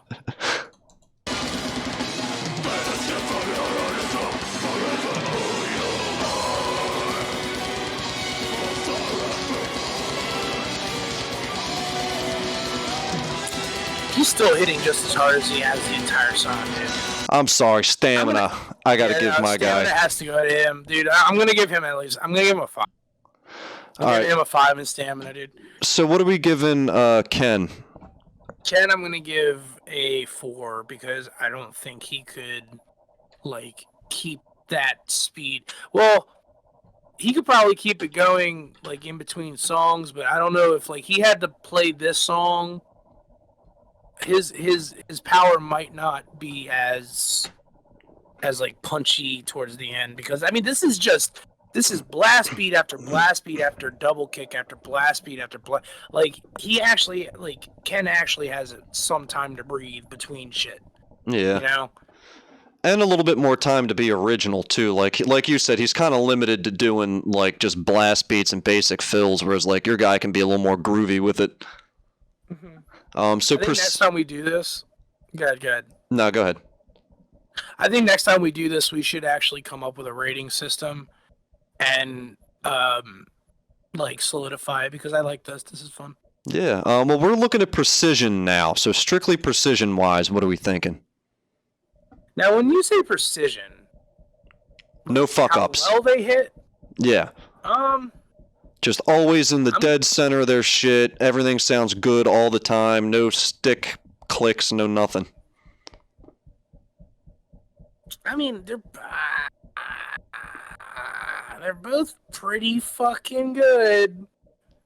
Like, they're both, like...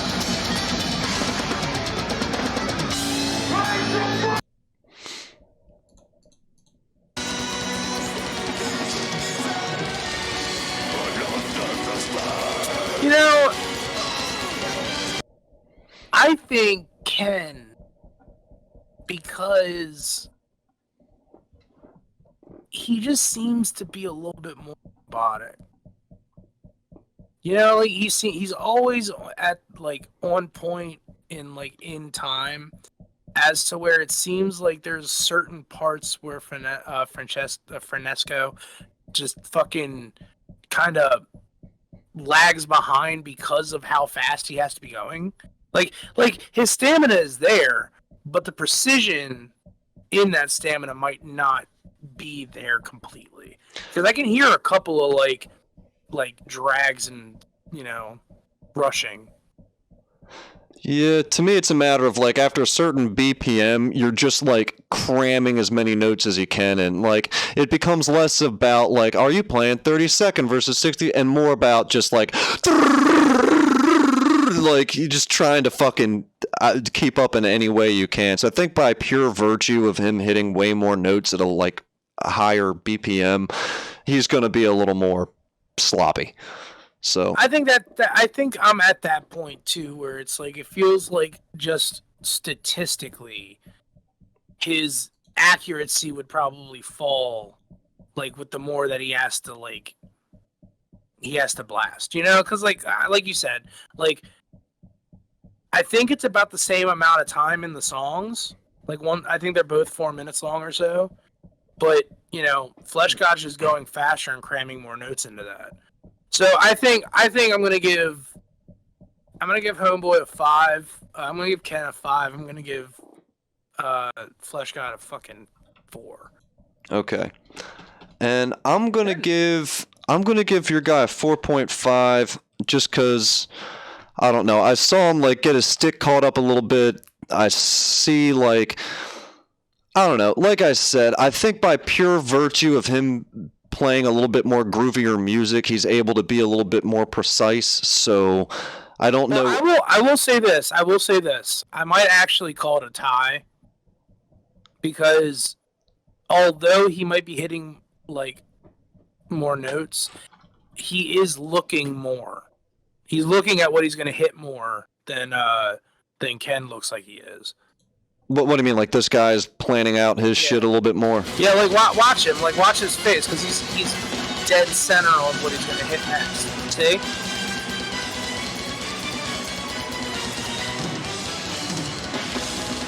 Well, when you're high on coke, you're pretty fucking.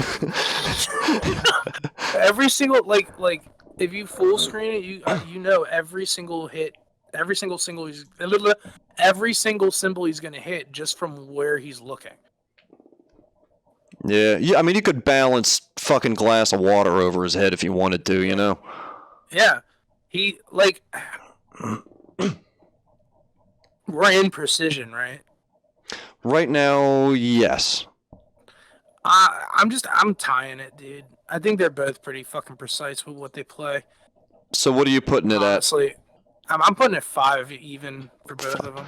I'll put them both at 4.5 because I feel like they're both can be sloppy in their own ways. I feel like they're both... I think that adds to the charm, though. Oh yeah, I'm not saying it's a bad thing. Sometimes a low score in one thing. Sometimes lower power means higher speed. You know, it's not. True, it's true. We're creating builds here. These are drummer builds. This is like what you dump into your stats. Indeed.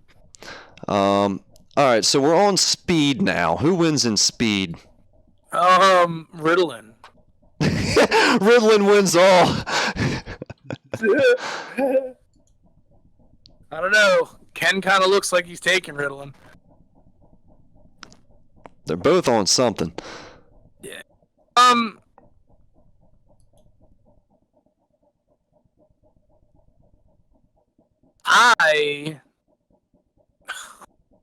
We're going speed.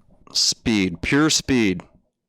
God, fucking. I'm gonna give Ken a 4.5. I'm gonna give Franesto a fucking 5, dude. Francesco, sorry. Stupid, man. I'm calling him Franny. Yeah, as much as I hate to keep copying off of you, I'm gonna have to do 4.5 and a 5.2. Cause he is so like Ken is so fast, but fuck, dude, like. How do you out so fast this? Yeah, I know. He just doesn't stop. It's like I don't know what else. I don't know how else to explain it.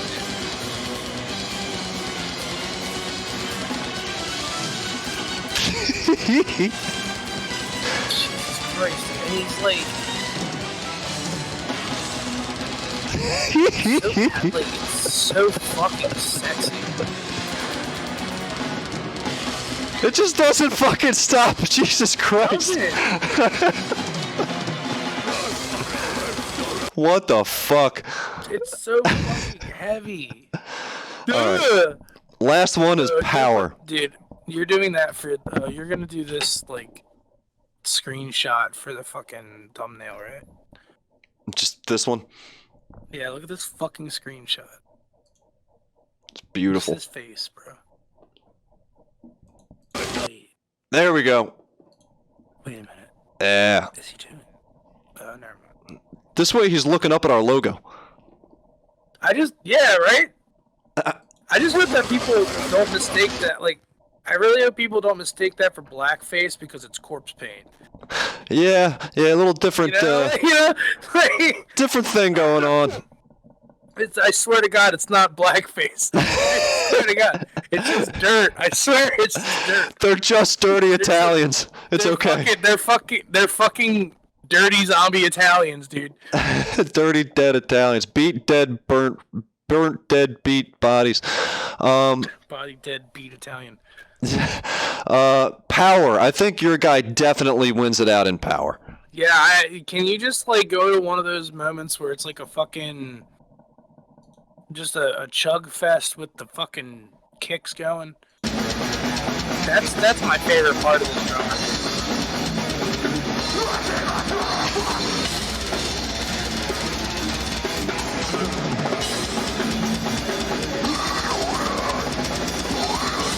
I think it's all in the fucking hands, too. He actually does hit a lot more harder, I think. Yeah. I think he just hits so much harder, like, than Franny, bro. I really don't. His program, his kicks, triggers. Jesus fuck.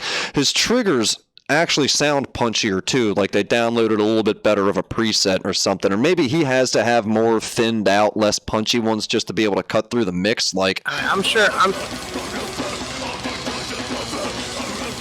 I wonder if they took like the sample of like an actual like bass drum from an orchestra and then just like turned it into one of those like. That would be funny as shit. I'm gonna look this up. How about this? We're gonna do 5 seconds and 5 seconds. You ready? All right. Newest album, 2021, versus. Let me see here. Album. All right. We'll do. Always agony, dude. It's always agony. 𝓔𝓹𝓱𝓪𝓼. I like a Labyrinth. Labyrinth is old as fuck, but I like it. Labyrinth, 6 years ago. What the fuck is their newest album? Hold on.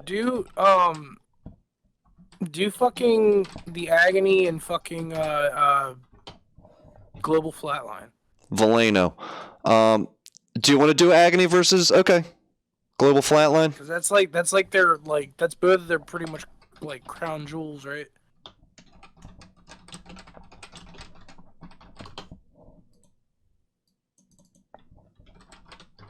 All right. Here we go. Global Flatline, pick a song. Nah, just fucking single it up. All right, so we're doing Global Flatline.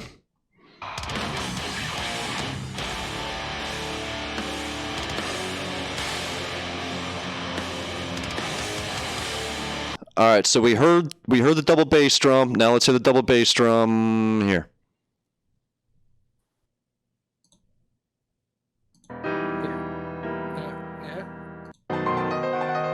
Yeah, let's hear the fucking double bass drum. That's some good double bass drum, bro. I forgot about that fucking track. All right, here we go. The Violation. Okay, so one more time for reference.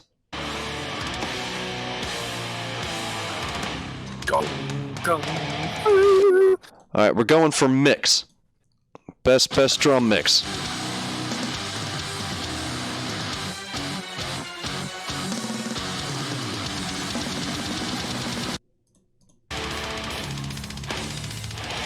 I fucking love the aborted mix, dude. Oh my god. I think the album mix in general is just better. It's just so much better, yeah. But I think the drums for the Violation are punchier.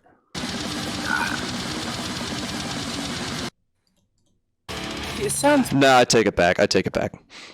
It's like the drums for Global Flatline is so fucking heavy. I don't know, dude. There's no comp here.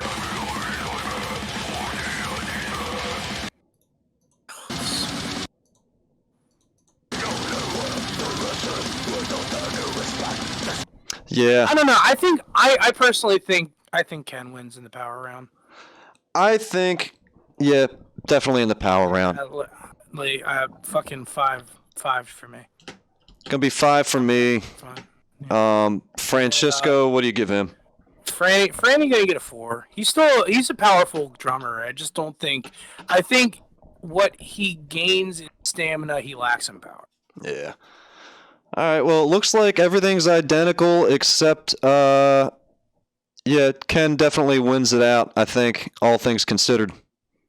Oh, sweet dude! First winner of the pound for pound.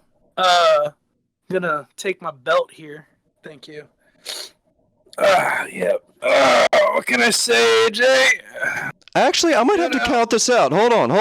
I'm counting this shit out. All right, you ready? Bull fucking shit. No. You do it on screen then, you motherfucker. I'm doing it. Go ahead, 4.5.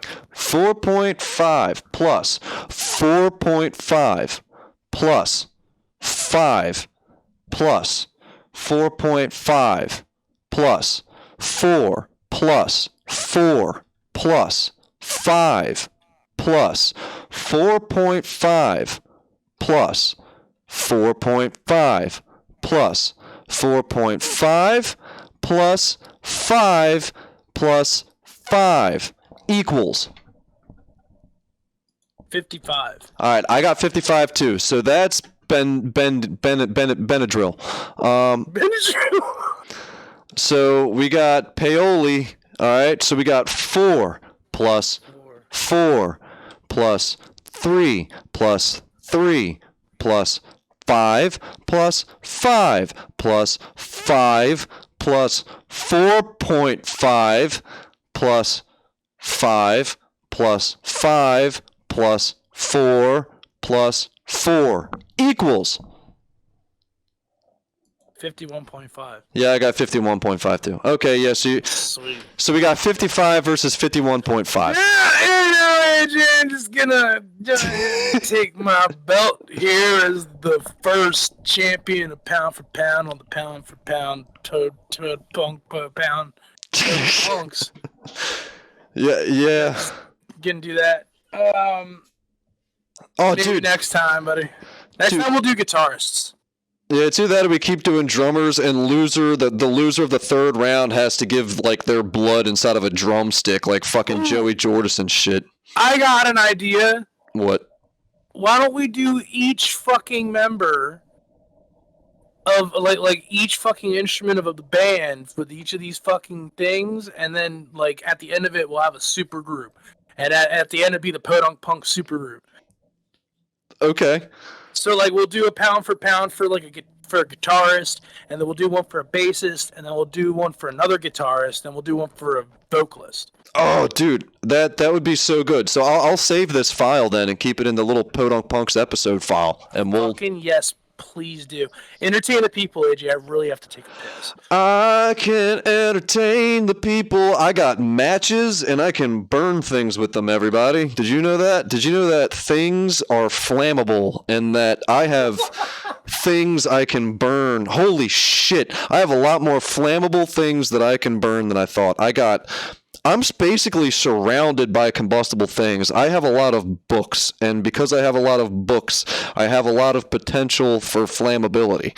And therefore, this is a huge liability for me. You hear this? Hold on. You hear this?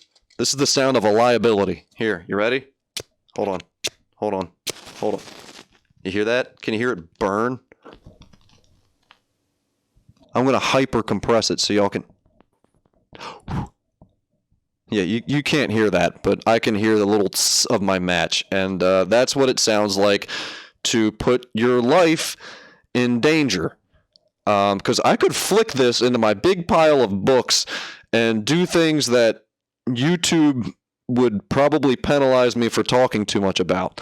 So I'm going to take another sip of my alcohol. Well, that's probably not a good idea either. There's really nothing I can do. The longer Mike leaves me here by myself, the more potential there is for me to do something that would get us kicked off of YouTube. So... Dude, you've been talking the whole... That's beautiful. Yeah. I was burning matches. The people. I almost did things that would have gotten us kicked off of YouTube, so. Damn, bro. It's okay. Please don't. I was on that track. Maybe I wasn't close to, but I was like on the path. It's like, you know, I was on that yellow brick road, my dude. Gonna go see the lizard. The Lizard of Oz. So... Isn't there a band called the Lizard of Oz? Hold on. I'm sure there fucking is, bro. The Lizard of Oz. I don't know. There's a really trippy... There's a bunch of shit. I don't know. Fuck you. Anyway, what were you saying? There's this dude that like came out called the Lizard Wizard. Oh yeah, it's King Gizzard and the Lizard Wizards or some shit. Yeah, something like that. I saw somebody with a t-shirt that said Wizard Wizard and the Wizard Wizards.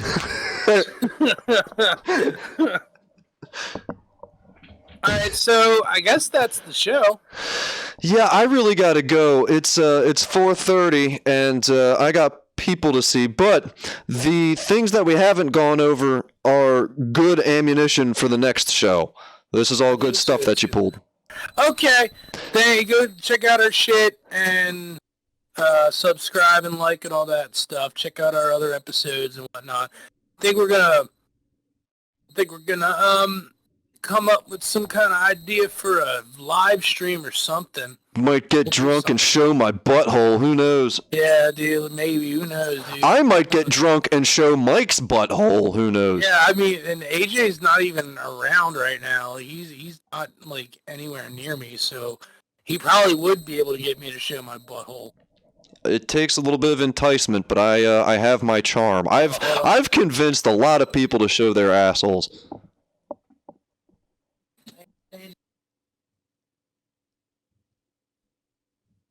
Oh, no. Hold on, nope, can't do that. I think Mike almost shit. Yeah, no.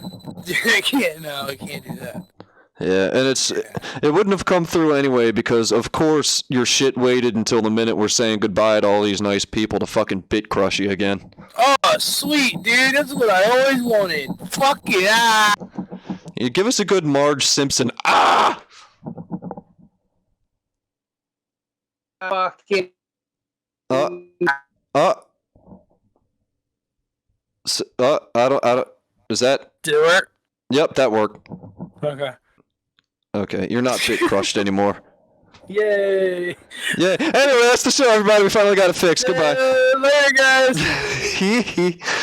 Yeah, dude, as I was saying, I've convinced a good amount of people to show their buttholes. I convinced Nick to show his butthole, but not on air, just to show his butthole. He showed his butthole? Yeah, Oh, you did. I remember that. Well, I got him to pull his pants down, but his butthole was like, incidental to that. I mean, yeah, once you pull his fucking pants down, like, the butthole's there, so. Be real, who has more butt cheek, me or Nick? Do you want me to be honest? Yeah. Nick. That doesn't surprise me, because I have a really, big tailbone that kind of pushes my ass cheeks apart, so... I mean... Do I have to mention the time that you, mooned Joey on his fucking windshield?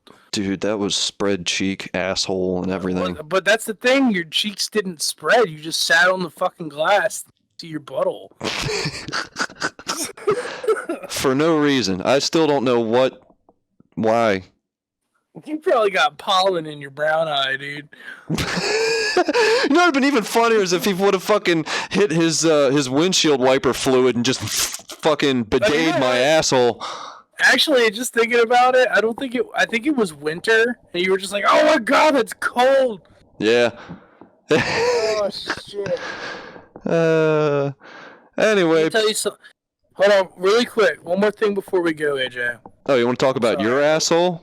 We can talk about your asshole. I know you gotta go, but one thing that really pisses me off is games that, don't tell you they're about to end. Yeah! Oh my god, games that just drop off when you think that they're at their fucking pinnacle. I've played through the Red Dead Redemption storyline twice. This is my third time doing it. My dumbass didn't fucking save the entire time, except for maybe, I'm at 68% complete, total completion, but the last time I actually, hard drive, saved was 28% or some shit. So now the only save that I have that has all of my shit in it is an autosave, and I saved right in the middle of the fucking end of the game. So now, I don't know if you've played the game before. Have you played the game before? No, but I know there's alternate endings. Yeah, okay, so you know that Arthur dies. Right. So now I'm on the fucking mission where Arthur dies. And I can't not do it, even though I have a bunch of shit that I still have to do. Yeah, I know you come back as John in the epilogue and shit, but I'm pretty sure that there's certain things that were specific to Arthur that you had to do as Arthur. Oh, so it's forcing you to complete the game on 60-70% instead of being able to do all the side quests with Arthur. Yeah. That blows. There's a side quest where a little freak show comes and you have to find their little person and their little magician or whatever. They invite you to a show because they don't have money yet, and they were going to give you all the money from the door sales. And I don't know if you can do that as John, because Arthur was the one that did the mission. Ah, I see. So it's fuck. So it's missions like that where it's specific to Arthur being there. I don't know if I can do them anymore. Yeah, and you know what's crazy is games where 100% completion is just basically fucking impossible. Elden Ring. I mean, you would have to dump and Assassin's Creed and shit, and all those fucking it would take you 200 hours before you get to even 60%, you know? Yeah, no, you're absolutely right. Crazy shit. I'm 50-50 with open world games now. I love open world games, but by the time you get going, I live a life now, it's by the time I get going and fully immersed, I gotta just log out of the game. I kind of feel that. I just feel, I don't know, I feel it really just depends on the game nowadays. Because I said, I can get pretty into Final Fantasy 14 and play that for a couple hours and still really dig it. Just how I had to put, Red Dead Redemption on hold for a year because I would played it so fucking much. Now I'm playing it again and I still enjoy it. So, I don't know. I think Red Dead is a different kind of adventure game. altogether. But we can get into that in another time. I'm just happy we're getting remakes of like some really good old games and shit, because those old games are stuff that you can play in bursts. Like sit down, play an hour of it, put it down. No, I feel that. I like the fact that Resident Evil and shit are being remade and stuff. Just because, like, I like to see what the new people's concept of what they think these games would be, you know? And I like that the remake feels so much different than the original game that I could still go back and play the original game and be perfectly happy. True. I feel that.